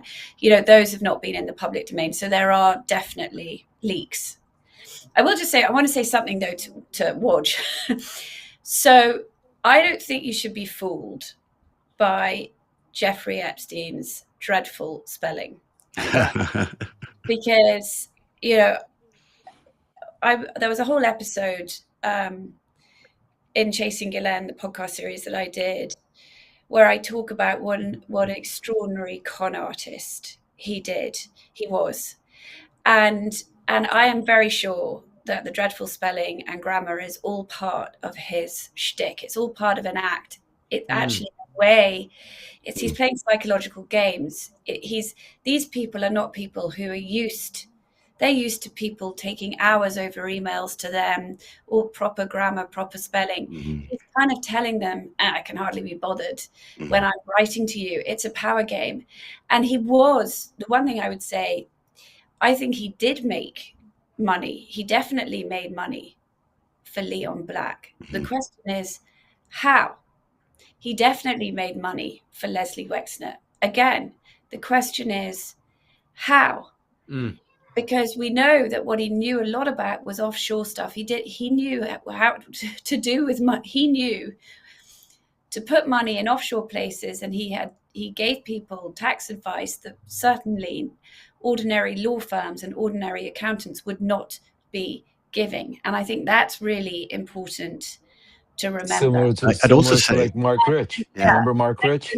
Yeah, Les Wexner gave him, the most extraordinary thing that Les Wexner did was to give him power of attorney. Well, that's an extraordinary thing. More extraordinary than giving him the townhouse. And I know that Jeffrey Epstein said to somebody else, well, if you give me power of attorney, it covers you. Then if I do something with your money, I'm the person who gets blamed. Not, so I just think, don't be so sure that he wasn't useful. Well, can I respond real quick to Vicky? Real quick, I agree. The reason why I think that wasn't what put him over the top as this Svengali, right, was there are a lot of men who are gifted in money laundering and fraud, and they're rewarded, and they make these powerful people money. But Jeffrey Epstein is at another level, a higher echelon, if you will. with his exploits. And what I believe is, in addition to him helping these people make money, like you said, we still haven't found out exactly how, he also had some information on them that would allow him to behave in such an insulting way to the titans of industry, and they would just sit there and say, "Yes, may I have another?" That's all I'm saying. I think you're both right. I think you're both right. I think at some point he to propel to get to a certain thing, like knowing a lot of people, even a lot of oligarchs that you would never believe that's in their past. They had to do certain things to get to where they are. So yes, I truly believe somewhere in the beginning with there had to have been something, very, to be able to get where he got. But then once you get into that world, and like Vicky said, I mean, I've met lots of con artists that are make hundreds of millions of dollars. They can't even read, but and that's part of their shtick. It's part of, like, the way their power moves. But the one thing also I want to touch on what Vicky said is, I think, extremely important. And I think this is where the problem lies. Uh, you said that we're going to get some sort of information, and I agree with you that we are going to get some sort of information. I agree with you that it's too much of a move that's happening right now, that they can't hold it back.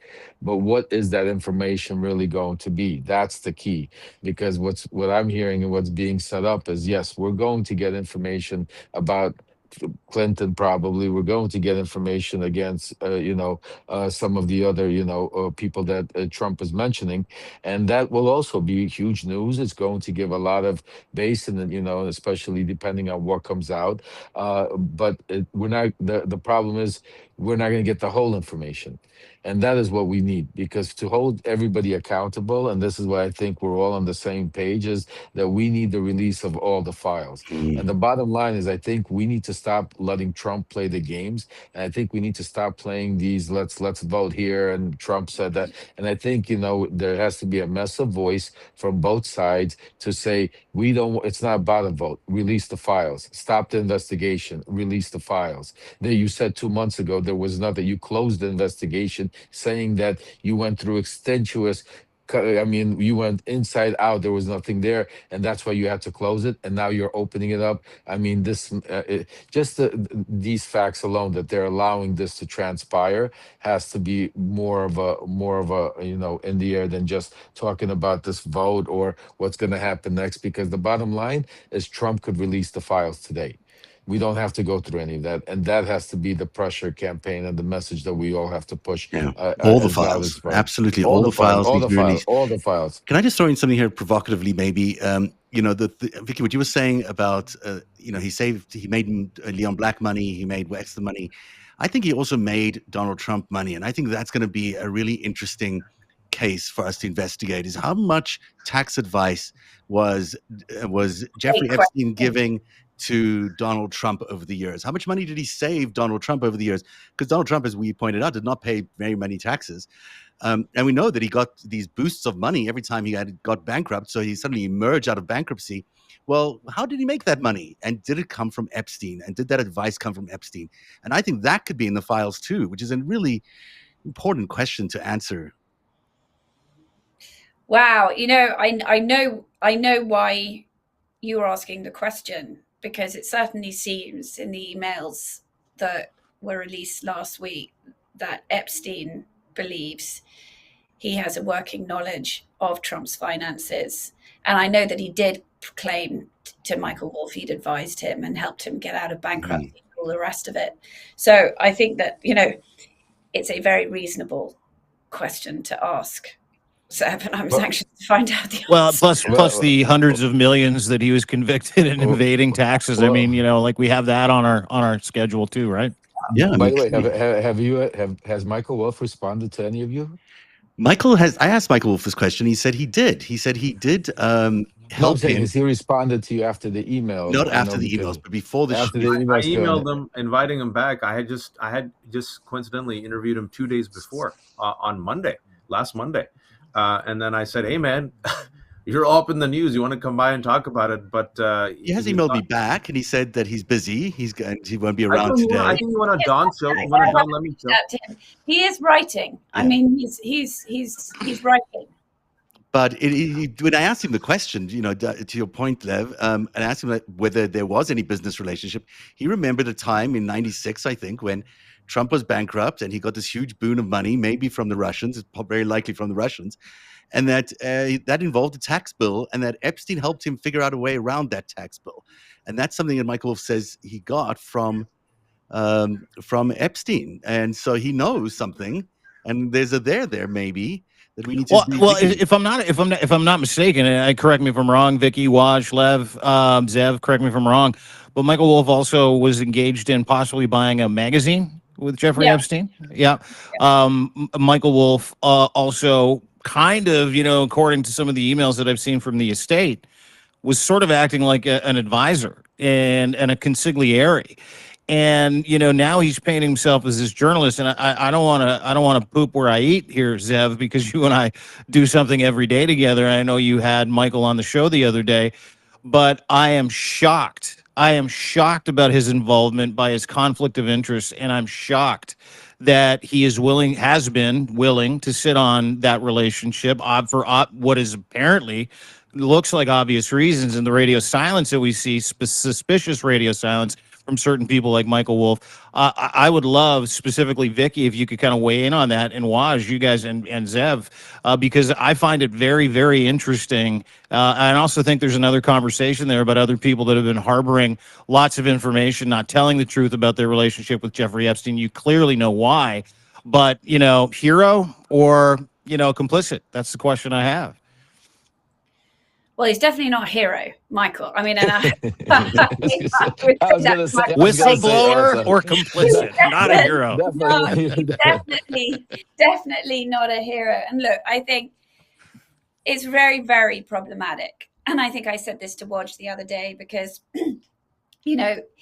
as we all know, in the world of investigative journalism, in order to get to know a source and in order to get information, you have to build trust. But there's a difference between building trust and, to your point, giving PR advice. And I think in Jeffrey Epstein's case, normal rules, if you can call them that, don't apply, because Jeffrey Epstein, he's not a white collar criminal. He is a pedophile. And so I think that I think that one ought, as a journalist, to therefore apply all sorts of extra caution when going in to deal with him. And quite clearly, Michael did not, and went the other way. Now, I've listened, I know Waj has, to Michael's justification of this, that it's because he needed Epstein because his real target was Trump, and he needed Epstein to therefore think he was on side. But of course, the trouble with that is that actually it turns out that Michael Wolff knew a lot more about Trump from 2015 to 2020 than Jeffrey Epstein did. It was Epstein who was using Michael Wolff to learn about Trump. So I think it's really problematic. It's not the first time that Michael has had a run-in with doing things the Michael Wolff way, which is not the way that anyone else does things. If I had to predict, I will say Michael Wolff will survive this. He doesn't see himself as a traditional journalist. And it's interesting, when the day that these emails first were published, I found myself at a journalist sort of dinner, big gala dinner for Harper's Magazine in New York. And so there were a lot of journalists there, and there was a lot of chatter about Michael Wolff. But one person said to me, Michael Wolff is Michael Wolff. He does things his way. The ethics of it have always been questionable. And he's just ridden that storm. But for Landon Thomas Jr., who was the reporter who was working for the New York Times, that is really, really problematic. I mean, Michael will shrug this off. I mean, no, it's not how I would have reported on Jeffrey Epstein. He has, I mean, Dean, the other thing is Michael has written about this. It's just very few people paid attention to it. He wrote a book, and he put a chapter in at the end in which he actually talked all about how he and Steve Bannon and Reed Weingarten, who was Epstein's attorney, all sat there in 2019, in the last 6 months before Epstein was arrested.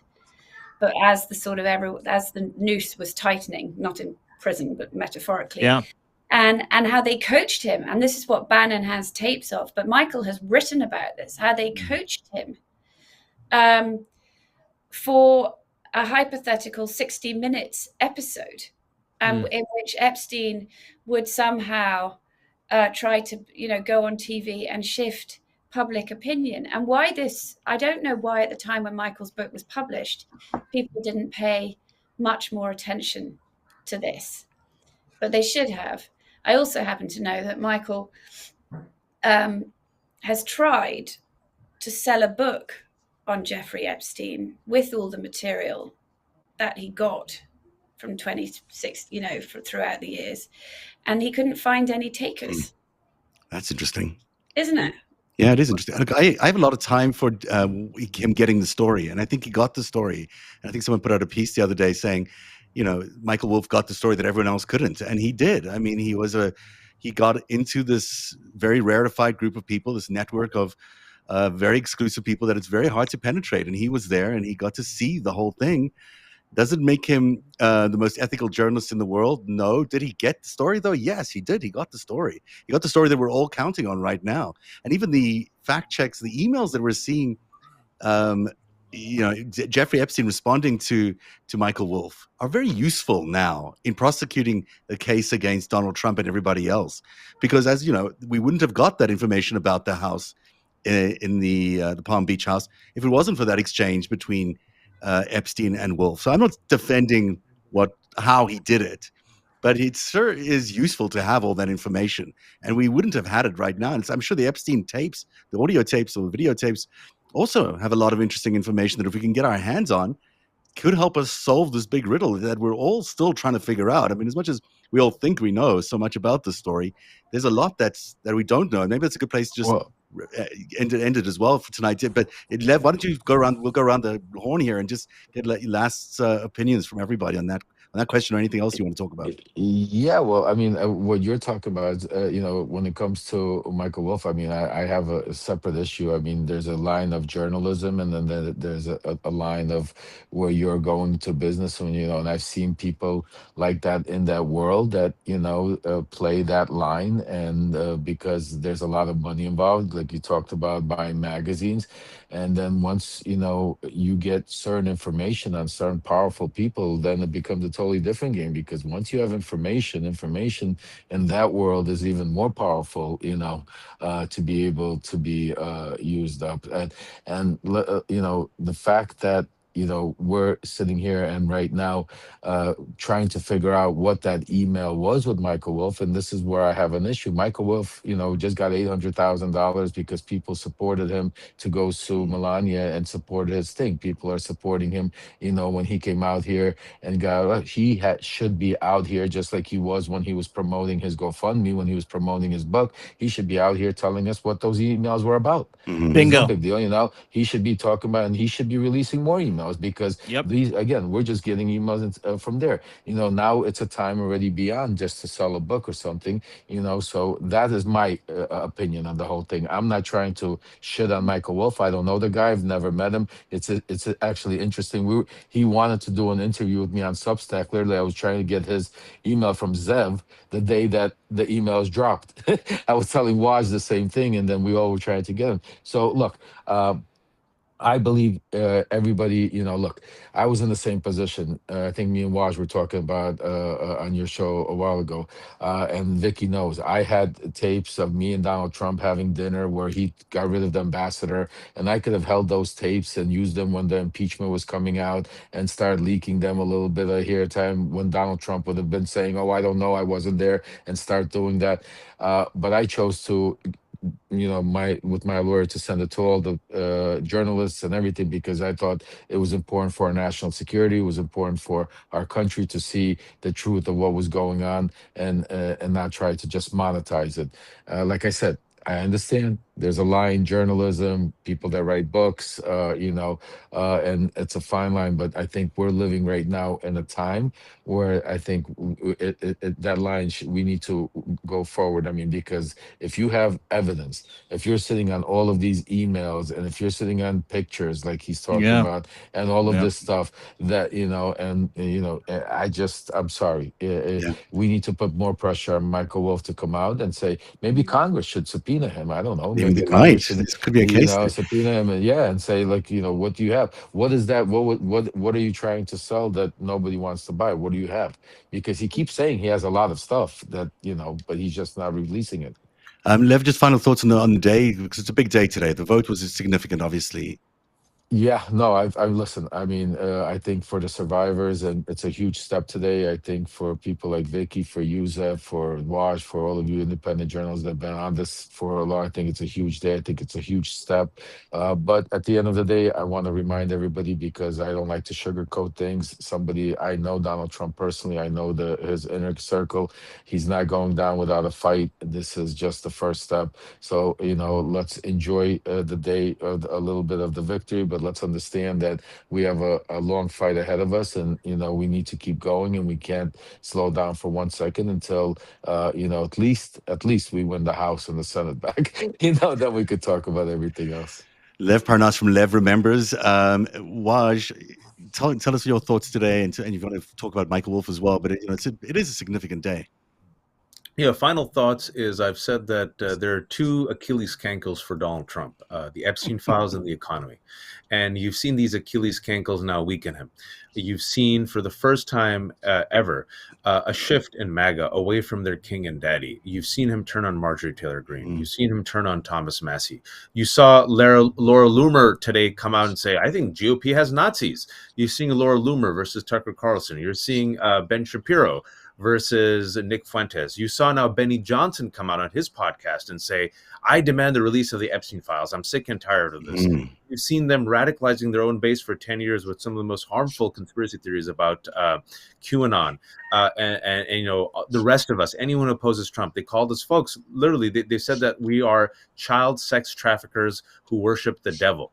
And that QAnon conspiracy has radicalized members of the MAGA base to commit violence. Ashley Babbitt, Vance Bolter, who had a hit list of 70 Democrats. He killed Melissa Hortman and her family. That was QAnon. So he has radicalized his base, and he has promised his base for 10 years that he and he alone can uncover this pedophile ring of all of us, anyone who's his critic. That's what they call us, folks.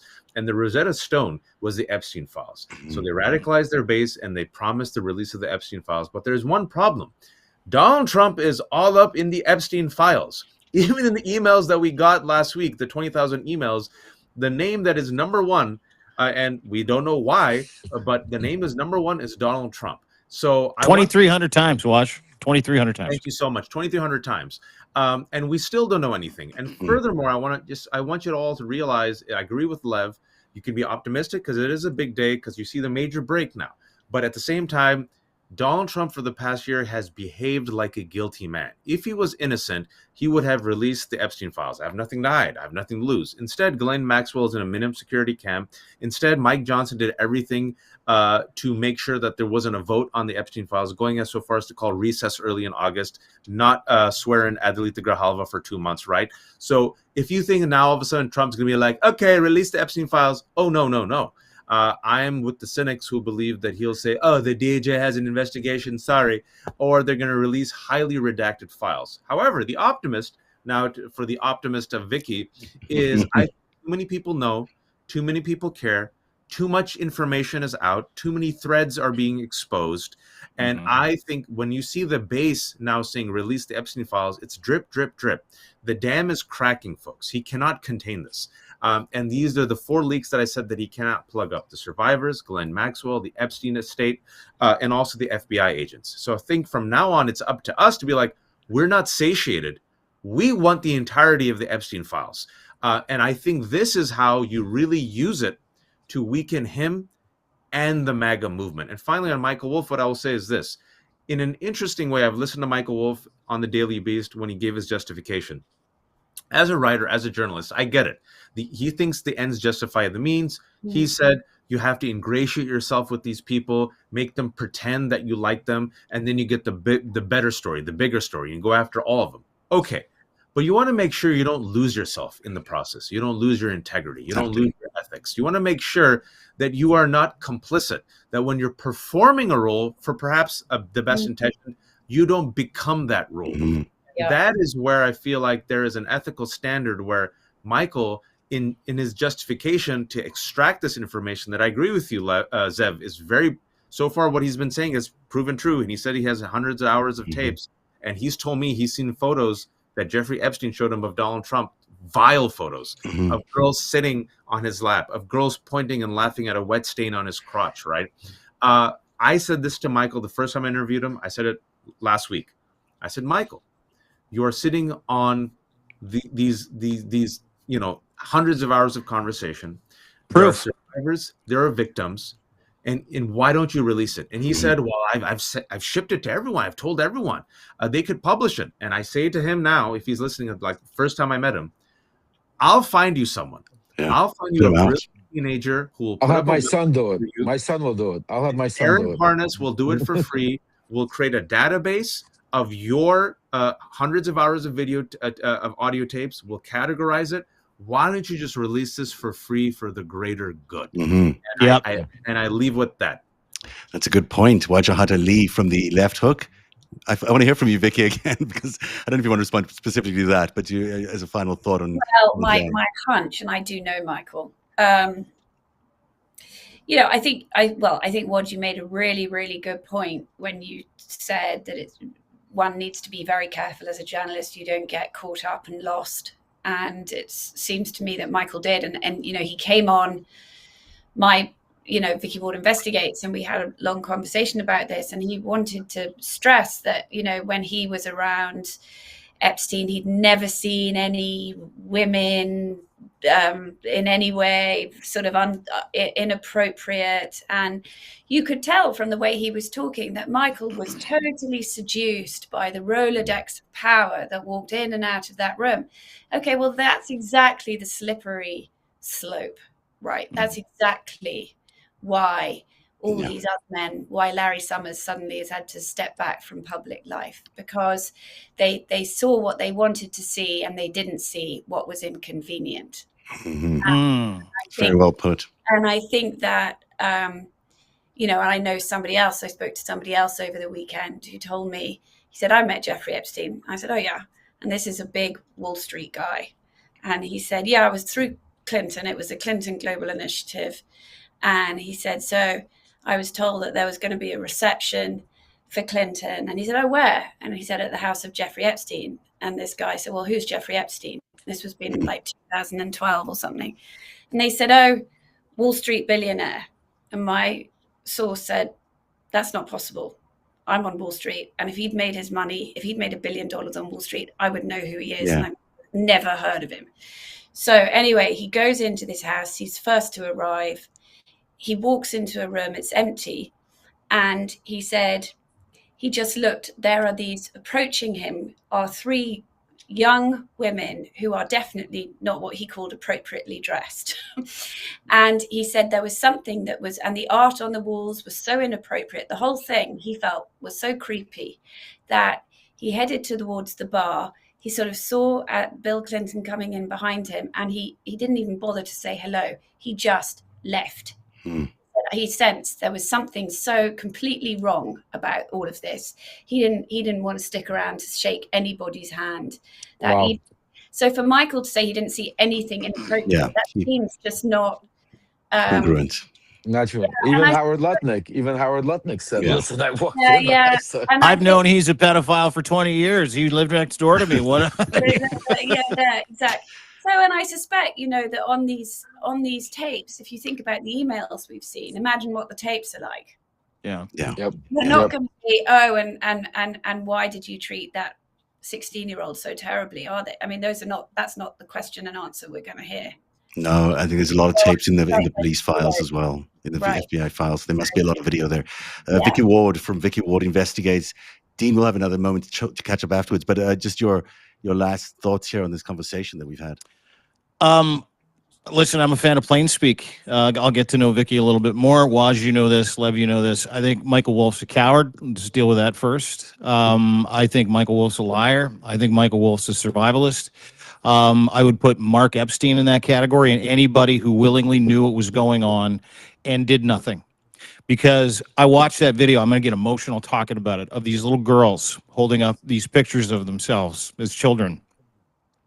And if anybody knows anything about PTSD or abuse or sexual abuse, those little girls still live inside those broken adults. And today, 427 individuals in the House decided that they were going to get justice for victims.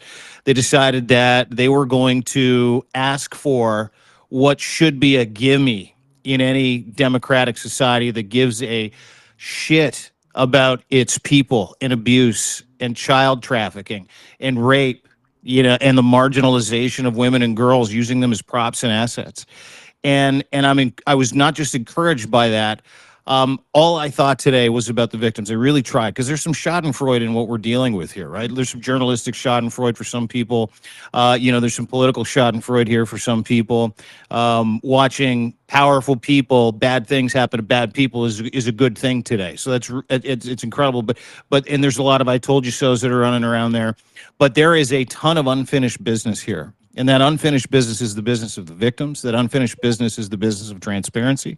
That unfinished business is getting the unredacted files so that we can get underneath it. So not only do we get transparency for those young girls, those broken little girls who stood there courageously yesterday, who have been banging away at this drum day after day after day, for the Maria Farmers of the world, for the Katie Johnsons of the world, for every single girl. It is now a woman and man. There are young boys involved in this too. And every young lady who was abused, who was used, who was treated as a prop for a whole bunch of rich, nerdy incels like Larry Summers, who needs help trying to get a date. So he asks Jeffrey Epstein how he can help him get horizontal with his Asian intern. Listen, that's the other part of this. I hope today is a watershed moment. I hope today we can look back on November the 18th in a year from now. And not only do we know, the entanglements behind Russia, Israel, espionage, I hope we get that. But my real hope today lays with and sits with the Virginia Giffreys and the Farmers and the Johnsons and the Ransoms and these beautiful young girls that turned into these broken women. Because that is the point. That should always be the point. That should be the decent thing to do, is to go and help fix what is broken. And what is broken is the abuse, the toxic male attitude, the oligarchy in the United States of America. Canada has a similar issue. There are Canadians named in this. I mean, we're dealing with Peter Nygard, friends with Jeffrey Epstein, who's currently in jail in Winnipeg. So this isn't just an American problem. This is a global problem. This is the old guard. This is the idea that women are somehow, young girls are somehow assets, not human beings. So my heart goes out to every single one of them today, and I hope they feel lifted up. And I hope if you're a victim of abuse at the hands of rich, entitled assholes, I hope you feel lifted up today, because to me, that is the crux of the issue. To me, the humanity involved and the desertion of any kind of sense of moral decency by 5 different presidents, 5 different administrations up until this point. Today, I hope we get, and I'm gonna steal Vicky's optimism. Today, I hope the Senate follows up, and today, I hope we veto-proof this vote, this resolution in the Senate next, because then Donald Trump's goose is cooked, and that's what I hope for today. Thanks, Dean. That's really a great way to end the show. I just want to thank all of you guys for being here, because it's rare to get all of your brilliant minds in one place. Vicky Ward, Lev Parnas, Wajahat Ali, and Dean Blundell, thank you for being here. And just to echo what you've been saying, I actually think we are seeing a bit of a break today. I think we're seeing a real tear between the old patriarchy and and the new world, maybe. I think we're beginning to see a real fundamental shift in the way people are viewing this presidency and his network and his crowd and that billionaire class. I think it's really happening. I think that something's really shifting underneath the ground here. And I think today was just the first time we've seen a little piece of that. But thank you guys for being here. I really appreciate it. What a great honor to have all of you guys in one place. And thank you for being here on this coverage. And hopefully it all streamed live in all the right places. But if it isn't, I'll fix that right after this. But thank you so much. And Dean, if you want to hang around, we can finish off the 5-stack and do a little chat together there. Thanks, guys. Thanks, guys. Bye. Bye. Bye. 1 second, let me just do that. And then this. Okay, there we go. That's a pretty remarkable panel there, Dean. I mean, sometimes I gotta tell you, I was nervous. I was nervous too, but Substack is beautiful that way. These guys, it's so great to have such a great group of people there. And I know thousands of people watching, but back to what you were saying there, I spoke to Maria Farmer just before we got on the air earlier on today. I was texting with her. She had got some good news on some of her blood work. She's been struggling with cancer all her life since this happened to her. Because, and you might say, well, cancer just happened, but also it's almost symbolic the way she suffered so much, struggled so much. Think about 1996. Think about what you were doing in 1996 and how long a time it's been since then. And she's been fighting for the truth. She's been fighting for today for that long. And, she's 56 now. She's 25 when this first happened. It blows your mind away when you're contemplating how long her entire adult life she's been fighting, people shutting her down, people not believing her, people turning her away. And finally today, I thought something really big happened, and I thought they were listened to. They were listened to by America, and America forced this vote. And to your point, I think this is a day to remind us of the actual survivors of the story who've suffered horribly at this guy's hands and at Ghislaine's. On the hands of so many. Yeah. Right. For so long, this isn't a, this is a wonderful day. This is a hopeful day. But if you lose the ability to reflect on the very reason this day is here, which are thousands, not a couple dozen, not a few hundred, thousands of children, young girls that were trafficked, raped, and abused by really rich assholes, leaders of countries, CEOs of businesses, professors at fucking universities. You can get into the semantics of the honeypot. You can get into the idea that the FSB and Mossad and the CIA all use these subversive tactics to get dirt on people. Sure, great. That's not. And I want those answers because I know what lays behind that is institutional rot, foreign interference that goes back decades, and a certain Donald J. Trump who currently occupies the Oval Office who still refuses to have any fucking empathy for any of the victims. Yeah, I think it's so telling. It's so telling that his response today was so off-key. Today was the day he should have come out and said, you know what? I feel terrible for these survivors. I'm going to have them here when we sign out, even if he's never goes. No intention of doing I'm going to make it my fucking job. This is going to be a signature policy of mine. Every leader would have done, even if he has no intention of actually doing it, saying something today that actually showed a little bit of heart, a little bit of anything towards these victims would have gone a long way. But the fact that he just bullied this journalist into submission in the middle of a press conference with MBS sitting next to him, of all people. Who are you? You're the worst. ABC's license should be taken away. You're awful. You're the worst. Get out of here. I'm not answering that question. I mean, calling another female reporter last night a pig. Yeah. On Air Force One. America knows. America can see who he is. I mean, they really can see who he is. And it's and by the way, both of those questions were innocuous questions. Yeah. Well, if there's nothing in it, why don't you release them? Shut up. Quiet, piggy. Yeah. Hey, just wondering, you have the ability to just kind of release all these today in the fucking White House with like a hardline Muslim dictator who literally took a bone saw to a fucking literally took a bone saw to an American citizen, Jamal Khashoggi, who was involved with and did business with Jeffrey Epstein, sitting right next to Donald Trump, as he mocked and ridiculed another reporter for asking another very fucking basic question, which is, you have the ability, sir. You have all the power in the world. Why are you sending this? Why are you even allowing this House vote? Just fucking release it. And he's like, where are you from? Who you with? You're garbage. They're garbage. ABC News is, by the way, not garbage. Of course, it's one of the leading news organizations in the world, asking the most legitimate question of the president of the United States, with the leader of Saudi Arabia there discussing the horrific abuse of these women. Thousands of people. Well, let's be honest. The leader of Saudi Arabia, MBS, probably not a big fan of human rights and really not a big fan of female rights. Yeah, well, when America aligns with that on this day of all days, it tells you everything there is to know. I mean,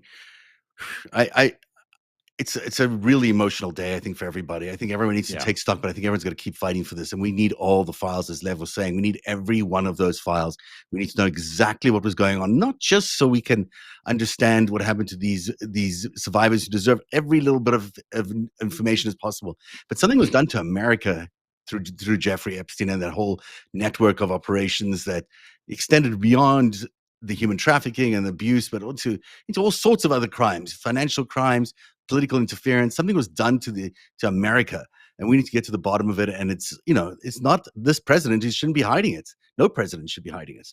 No president should be hiding the abuse of thousands of the rape, the pedophilia of thousands of young people over the course of 40 years. No president. And if a president does, what is that president? Yeah, he's complicit. Oh, my president. The PSA we were all talking about, I'm going to end with that because I think it's just the right tone to end today's show with. These are the survivors in a public service announcement. They put it out this week. It's incredibly powerful, and I think, Dean, we should probably end there. But yeah, go for it. No, yeah, absolutely. We'll play this out. I want to thank 4,000 people for joining us right now. I want to thank Vicky Ward for taking time out of her day. Big hitter, Vicky Ward. She's incredible. I'm such a huge fan. Please go and subscribe. By the way, to Vicky Ward Investigates. Sorry, I shouldn't interrupt you, but she was the person who brought Jeffrey Epstein into the world. I mean, she was that first article that we all quote about Jeffrey Epstein. That was Vanity Fair, and that was her article. It was Vicky. And I still refer to that article all the time. And there may be questions about it, there may be all sorts of things, but she was the first person to ask all those questions. Under incredible duress, she put out that article. Yeah, exactly. She is a hero of mine. Mm-hmm. And she's so measured and so good at what she does. I am such a massive Vicky Ward fan. Mm-hmm. I would love to talk to her again and have her on the 5 sec to talk about that journey. But thank you to Vicky Ward. Vicky Ward Investigates. Give her a sub. Wajahat Ali, the left hook. Give him a sub. Please do it right now. Same with Lev Parnas. Give him a sub. Today was sort of watershed. You and I work together all the time, but if anybody knows anything about content, everybody protects their own corner. We had some of the biggest hitters that are involved with that understand this, not just from an inside perspective, not from a MAGA perspective, a corruption perspective, foreign interference perspective, all get together today. Mm-hmm. All of us moving in one direction, all of us doing it at the same time for Mass Effect. Why? Why do we do that? We did that because we love you. We did that because we are you. And for us to have this time of yours, for several thousand people to be joining us right now isn't just an honor, it's incredibly humbling. Mm-hmm. And so please remember that everybody that was involved in this does this out of their own pocket, out of their own time, with their own energy, and seeing all of those people come together at the same time.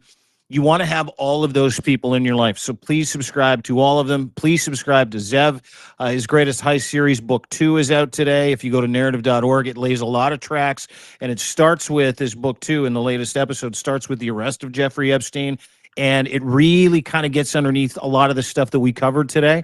And he just got his full color check mark. I just wanted everybody to know that. He's super legit now. I don't know if you know that. Yeah. Oh, yeah. Yeah, you got your full color check mark. Way to go. Thank you. He's a mover and a shaker, this Zev Shalev. You left out Lev. We should talk about Lev Parnas. Also, oh my God, I love him so much. And everyone needs to subscribe to Lev. Remembers. I said Lev. Did you? I think. Okay, yeah, earlier. Yeah, you missed it because you weren't paying attention to me. I always pay attention to you, Dean. You can't not. Because you are at deanblundell.substack.com. A must subscribe to, because you get all the news there every day. First thing in the morning, Dean is up, brings you the best takes on everything. You can't understand the day without reading deanblundell.substack.com. Dude, I'll tell you what, just a quick aside. If you go to deanblundell.substack.com, it's free to join, pay subs, great. Love to have you. You got 25% off right now for the whole year. You get instant access for the whole year. You lock in your tenure price. Founding members only pay once, never pay again. But another bomb dropped about Donald Trump protecting pedophiles today. Andrew Tate interfered in the investigation into Andrew Tate, forced the feds to give the Tate brothers their phones back when he came, and they were literally investigating the Tate brothers for trafficking a Florida woman to Romania. Unbelievable. That literally dropped today. So please go and read that, because he is running a pedophile protection network for pay at this point. It is like, again, all of these receipts continue to add up. But that story came out this morning. ProPublica put out sort of a piece about it. I did some digging, and I kind of put a bunch of shit together so that you can kind of see the roadmap of what Donald Trump is, which is he is taking advantage of this psychological operation he's running on other criminals, and it's called advantageous persuasion, where he's trying very, very hard to run this pedophile protection network so that he himself can be justified in telling everybody, look, he did it. If you've ever been drunk, if you've ever had an addiction problem, you want everybody else around you to be in that same disgusting boat with you, because it justifies your fucking behavior. There's literally a psychological term for it. And this story about Andrew Tate and the Epstein files and pedophile proves protection the network. Fucking point. Out of the White House is what we got. Yes. Pedophile protection network out of the White House. That is where we're at, ladies and gentlemen. It's time to get these Epstein files out. Thank you so much, Dean Blundell. Check out that story on deanblundell.substack.com. You can check out my stuff at narrative.org, NARATIV.org. We'll leave you with these incredible moments from the survivors of Jeffrey Epstein, this PSA that they put out. Have a good day, everybody. We'll see you next time.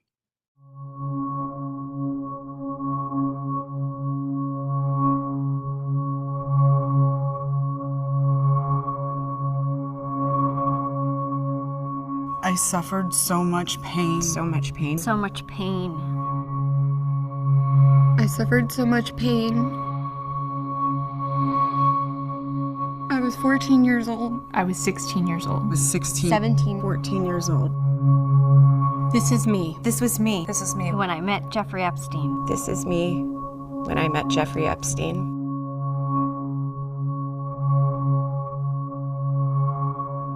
There are about 1,000 of us.